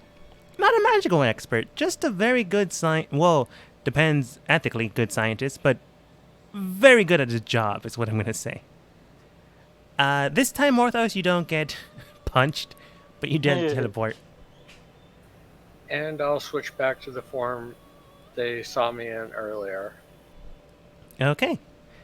As soon as they see you, they notice who you are, and then the one in pink then states, she doesn't know your name. Miss, quick, that's strange. I don't know who it is, but they say they know me, but I've never seen them before. Yes, he was here with us earlier, we have come to get you out of this place and to somewhere safer. She looks highly confused, as if those two statements do not belong with each other. But then she states, I mean, we're safe here. I mean, outside is dangerous. We can't really go outside without being hunted again. Who was hunting you? She kind of worries and thinking Zold's new appearance might be the people that were hunting them.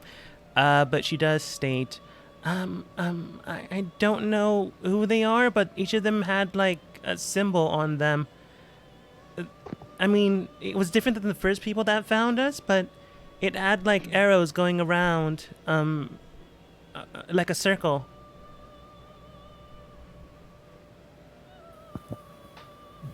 You said someone else found you too? She nods. What were they like?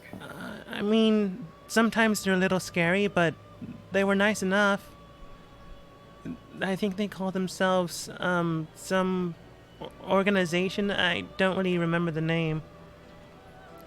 But, then this other group with the arrows found, she was about to say found, but that's not the right word she would use. Took us, and then when we were brought here and escaped, thanks to people helping us, they began to hunt us again and killed the people that helped. She looks super depressed now. But then we got picked up by, the nice man that runs the place, Mr. Foster. And he told us that we'd be safe. It was scary at first, but we, she then kind of cries, but then states, we managed to survive and we've been safe ever since.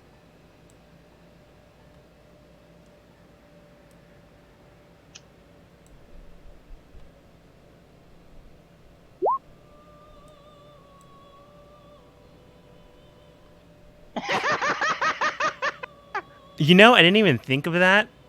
That just clicked right as you. So I'm going to cast a spell. I'm going to cast Calm Emotion. Okay. I'm assuming on the children. It's a radius around me. Okay. Around a point I choose, rather. Charisma saving throws. Okay. The children have a +2, but that's an 8. And that's a 15. They will both fail. Okay. Interestingly, no one cannot be targeted from this. So everyone around me actually needs to make charisma saving throws. All right, monsters as well. It is humanoids. Oh, Wait, is it humanoids? Yeah, each humanoid. okay. The ghost rolls a 15. The ghost fails. I think Marthos failed. Oh, Marthos, you're calm. No. Marthos succeeded. Marthos can choose to be angry. Yeah, I'm fucking angry. I'm gonna punch you when I get a chance. I had to do what I had to do. Okay. They calm enough down that I'm just gonna tell you this now because Zold is there. You can tell that the pink-haired girl was getting ready to call out for security with the same type of beeper mechanism that Morthos saw beforehand and the rest of your team saw. But she calmed herself enough down that she did not press it. I'm going to tell you two things. And it's not going to be easy to process, but you need to understand, okay? I'm gonna cast a spell on the group of us. As in the entire group or just your group? Yeah, mouse. Or actually, I suppose I'll wait a moment and ask them if uh, they would like to be able to talk with us easier, including the girl with the white hair. She looks towards her pink-haired companion, and she is calm right now, so she nods her head, and the one with white hair also nods. Okay. Then I'll cast Rary's telepathic bond on all of us, our group and the two girls. Any monsters?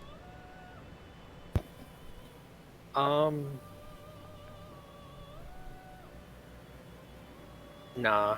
Okay. Yeah, I'm not really interested in hearing what any of these things have to say. In fact, I'm actually kind of terrified. All right, you now have a telepathic link connecting all party members other than creatures, Um, and whatever that ghost Oh. is. I'll switch to telepathy then. I need you to listen and understand, and it's not going to be easy, okay? She nods. The people here, they're using you. They don't care about you as a show. And when you outlive that usefulness, well, they won't have a reason to keep you anymore.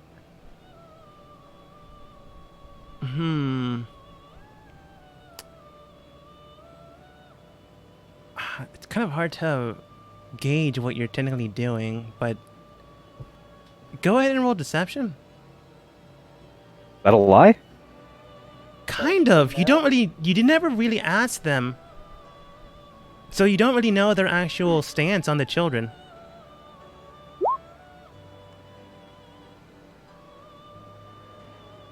Okay. I'm gonna roll for them. They do not have anything on their insight, so 14 and 1. So, immediately you do see that they're calm. Thankfully enough, you calmed them. So, when they get the news that no one in here cares for them, like most children would, they would probably cry. Thankfully enough, you have magic.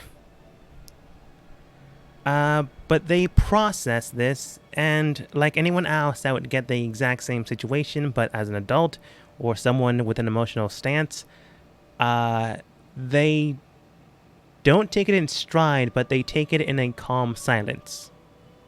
And I'll take a few steps forward, try and gently push my way to the edge of the bed. Okay, Zol, go ahead and roll for me a dexterity saving throw.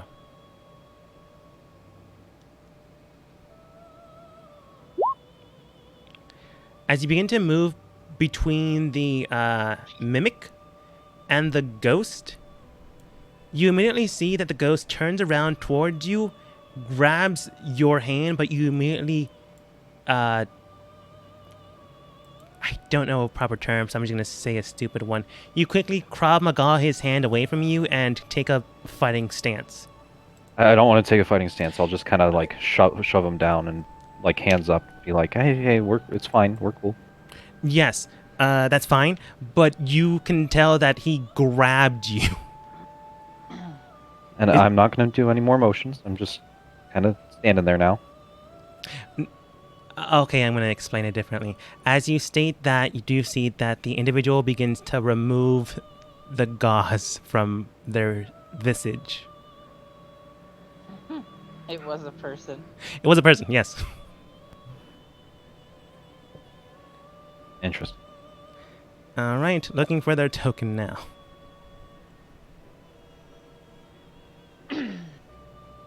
Oh, I forgot this was a merfolk. Okay, sorry. They remove said visage and emerge as what appears to be a merfolk made out of almost transparent hue and tone.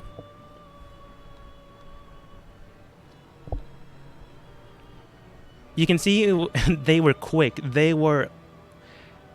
they weren't calmed by your spell, they might have actually hurt you instead of just trying to stop you. But because they are calm, they do state, don't touch the kids. I don't want to hurt them. In fact, it's the opposite. She'll nod. She won't press anything as long as you don't actually touch the children, you assume. The mimic just moves over to this side. The mimic was a mimic. And I'll turn back to face the children. All right. Again, we don't want anything bad to happen. And I can speak for my party that we do care about you. We do want to make sure that you're safe. We want you to be able to grow up in a place where you won't be used, meet others' ends.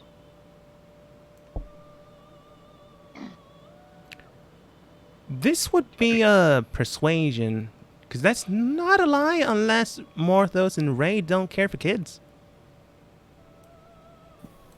Did Morthos tell us about the fawn or cat guy or whatever that was here? They pointed them out, yes. I'm feeling lucky. So we know that the Chaos God. Insurgency has someone here too? Yes. Okay. Do I have advantage because they're calm? Yeah, I'm gonna say yes, because you played this out well, but you still have to beat a 16 now. I just needed to roll a not below 5. It's a dog. He jinxed himself. I really do. You begin to speak with them calmly, securely, and making sure that you use everything to your advantage. As the one in white hair looks towards her companion and friend, she in turn understands this. They realize that you're here to help, even though it's a strange way of doing it. But as that happens, they seem to be understanding that you're here to help. But the merfolk in front of you then states, are you sure you can take care of them? Are you sure you're able to take care of them? The individuals that will go against you are quite dangerous, and they are in league with this organization. They do and are pressing their buttons. They are not in control of them, but they do have sway. I'll turn to the merfolk and how magically inclined are you? I am not you- magical, but I do come from a different place that might seem magical. Ray, you were saying? Do you wish to come with them? That is not my purpose here. My purpose here was to make sure that they are safe. Yes. That can Did you continue to be wanna- your purpose. Safe within the facility and within this city. That is why I was brought here. Who brought you here? Were you summoned? The Portos brought me here. You know who opened those portals? I do not know the individual that opened them, but I do know while I was swimming within my own waters, I swam through and entered into a canal system.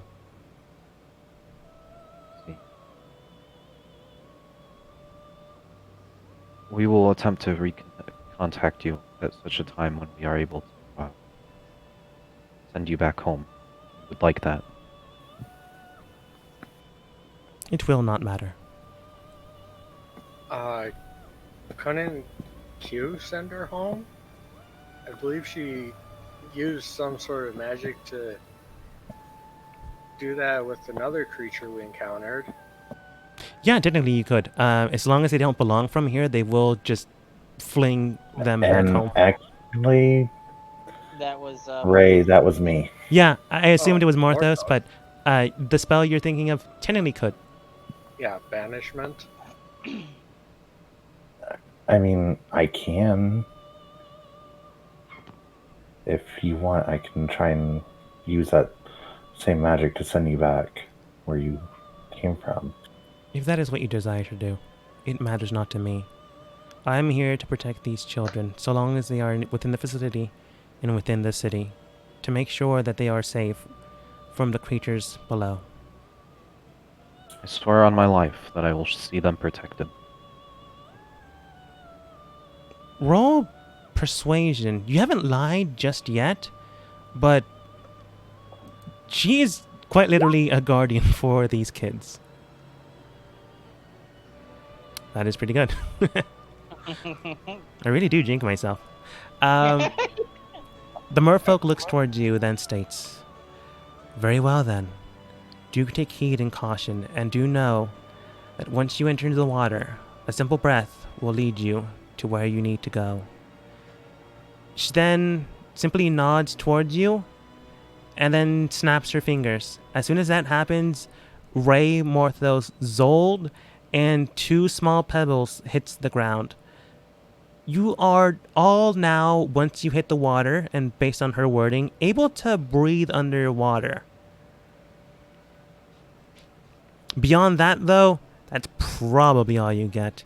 Ray, you can determine that the small stones will likely affect anyone that you give them to in the same manner. But there's only 2 of them.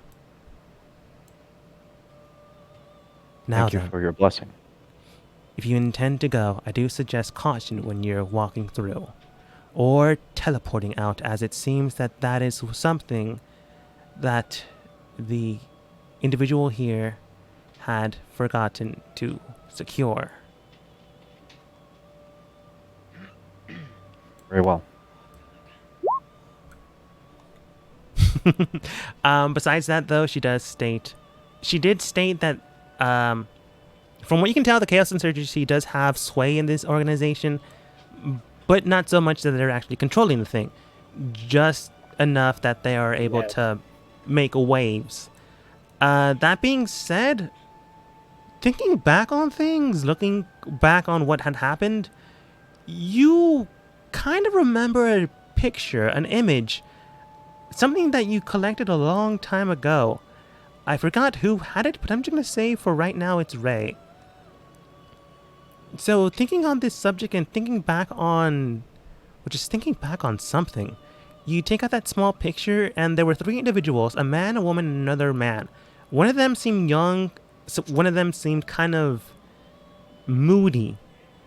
Looking at them, you can tell that it resembles Foster, but a little bit younger, a little bit more in an emo phase, but it definitely resembles him.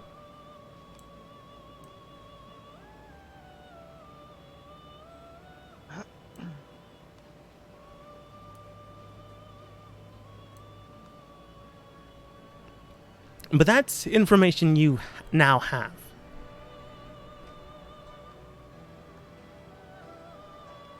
Thinking back on the picture as well, though, either the woman or the other man might be the individual that is putting pressure on this scientist group.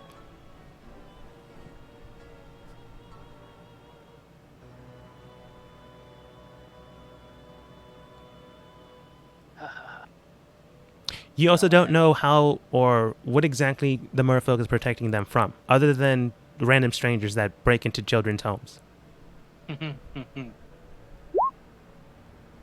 Let's just all take a moment to realize Q is exploring her house while you guys are in a dangerous position.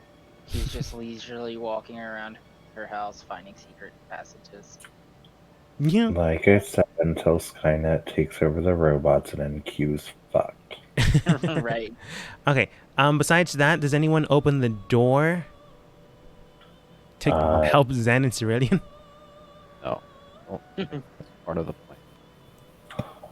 Shall I send you back then? Or attempt to? If that is what you choose to do. But I will suggest that if you do so, the other entities that have been wandering around in the streets will likely be aware that I am no longer here. Were you controlling them or some manner? I was more of a Deterrent? deterrent, yes. outside, inside the game. Thank you, Ray. I forgot the word. Yeah, I was about to suggest it if you couldn't think of it. Thank you as well. She does state, I was here to be a guardian, making sure I was a counterbalance to make sure that the entities here were able to survive. Thankfully enough, as you are now taking my place, I can then move back. But I do not know if the creatures in the waters will be as receptive to you. They don't seem to be receptive of anyone from what we've seen. They seem to be gathering and collecting. If I had to wager, and I do not know where these individuals came from, it's possible that they are randomly gathering individuals, trying to find certain individuals, but having no luck. Perhaps they're looking for someone, or perhaps they're looking for something specific. Did you perhaps find information on who they are collecting?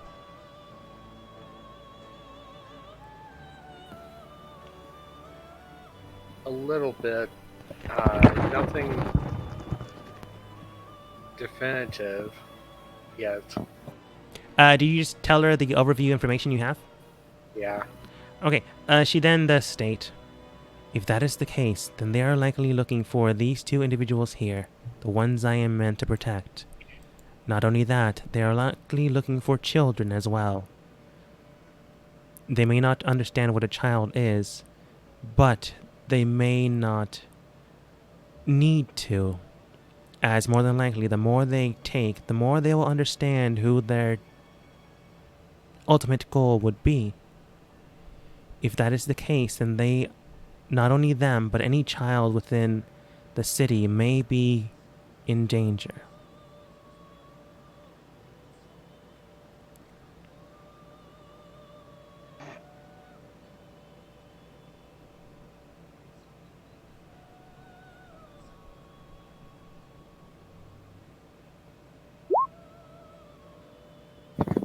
I see.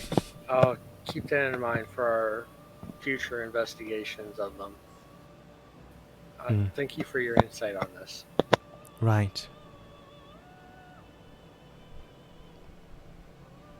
She just stands there. She's not saying one way or the other if she wants to go back. Ultimately, her job is more or less done now that another counterforce is in the area.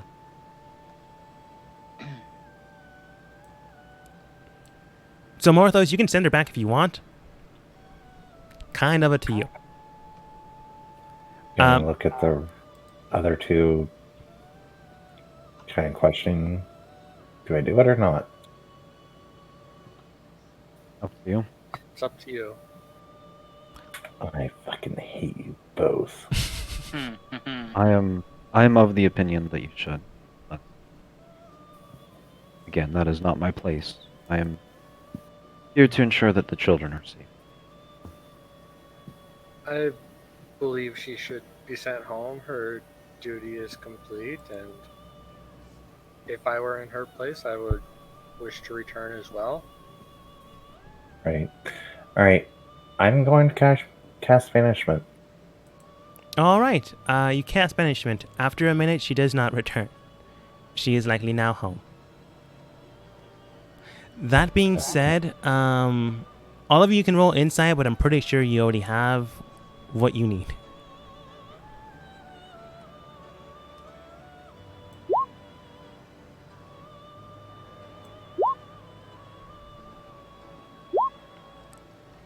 Most of you can tell that she got brought here by a portal.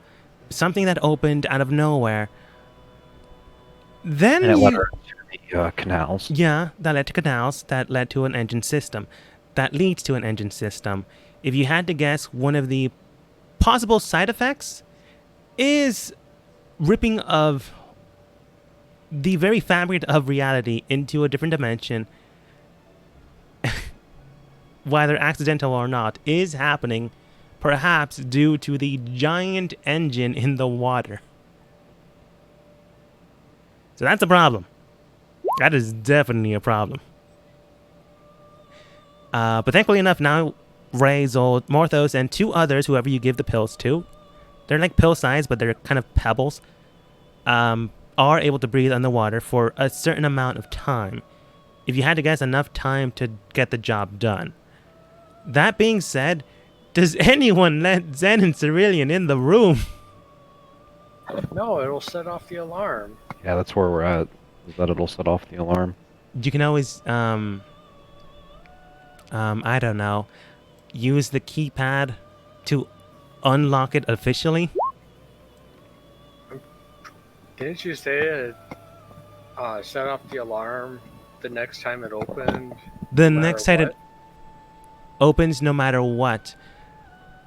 Specifically, if someone opened the door and messed with it. How should I phrase this? No, you're right, Ray. I think I was trying to give you an out, but no, you're totally right.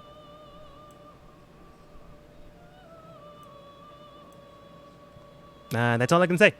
But is anyone trying to open the door, like using the keypad?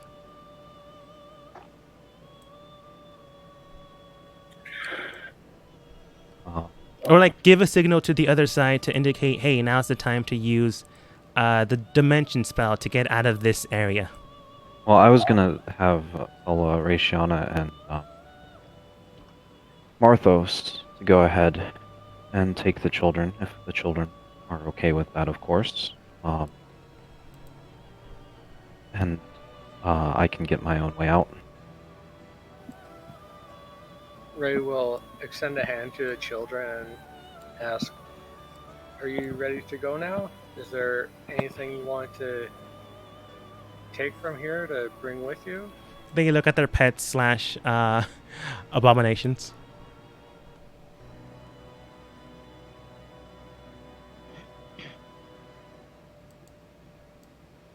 You assume they want to take their pets. Of course. I don't think we can transport them. They're a little bit bigger than we are able to carry.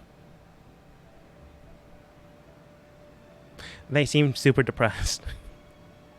No, they don't. They have to be calm. Ah, damn it. They are They look conflicted. conflicted. Damn, magic. They are calm. They are conflicted but calm.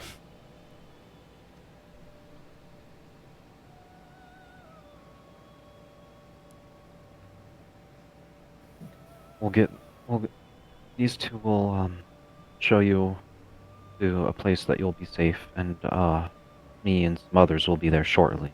All right? They nod. So have we decided on a place to teleport to meet up? Probably as close as y'all can get to the church, Yeah. because that's where y'all are going. I mean, that's where we had planned for you guys to go, and then have them teleport y'all to Roanoke. I mean, Q's house is along the way if you want to pick her up or do anything with that, but you don't have to. Just as a quick question, Ray, I forgot to ask, how many Dimension Door spells can you cast currently? 2 more. Alright. Well, I have 3. So we're gonna have to get out of here and then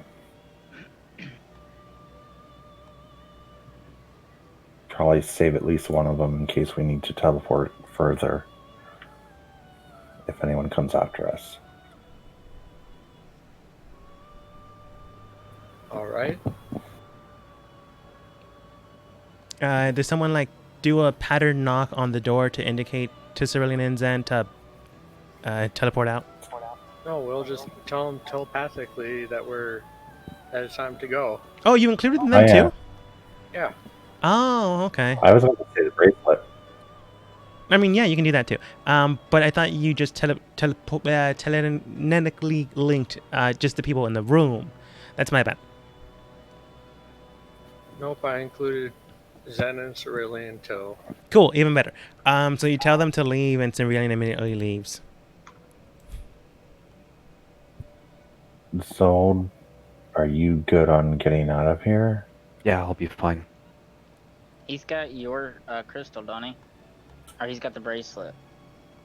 It's a dimension door. I gave the bracelet to Zen. No, I just have Misty Step and whatnot.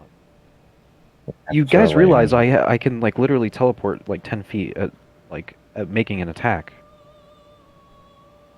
Mm-hmm. Like I have some of the most like on command teleportation I could. You just have to keep beating up Marthos.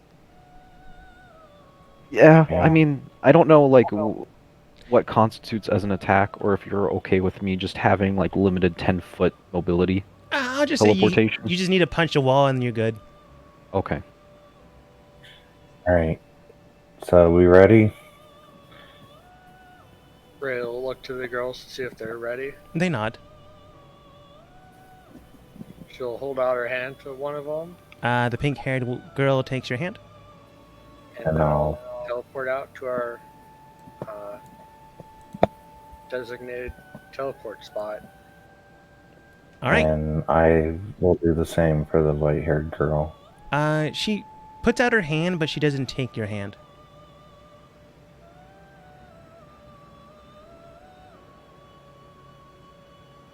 Do you take her hand? Yeah. Okay. Um, It's just weird, but from what you can tell, she doesn't try to like gesture or go towards anyone other than her friend. That's all that happens there. But you're able to bounce out if you decide to teleport out. Yeah, I'm going. All right. Zold, Oh, you're in that this was room with 3 creatures. I will go look at the door, and through the littlest crack possible that I can see, will Misty Step out of the room. You misty step out of the room and you do hear a strange voice behind you. But it's on the other side, so it's only muffled. I'll Misty Step back in. You can clearly tell that this creature was speaking.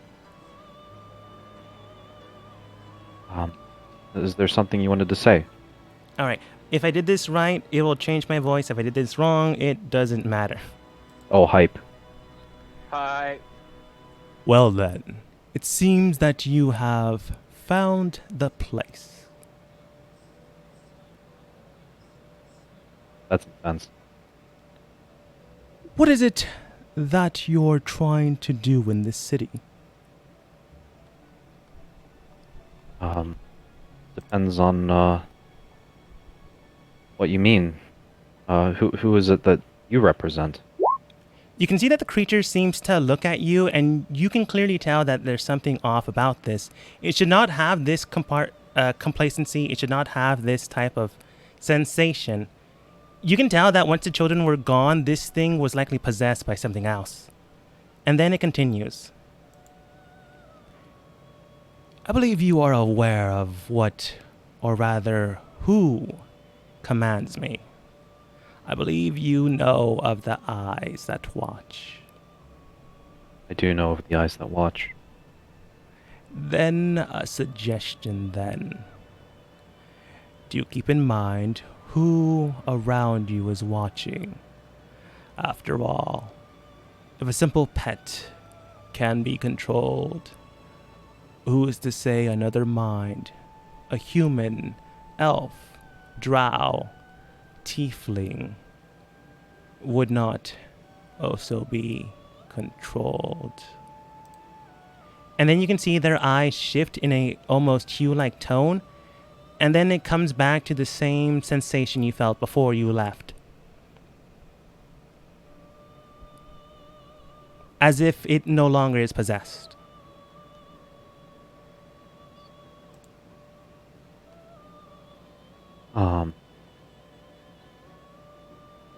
I'm gonna do a quick once-over of the room and see if there isn't anything in here that would be able to be associated with the eyes.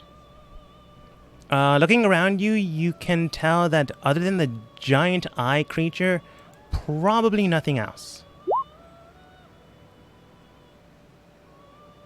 If you had to wager, the one that's watching or the creature below was waiting. They weren't able to actually control the thing until likely their more or less master was gone from the area. Or owner.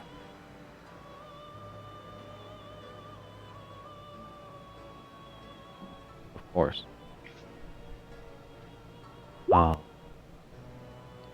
Yeah, I'll Misty step back out and You Misty step back out, and currently everyone more or less are now outside of the building.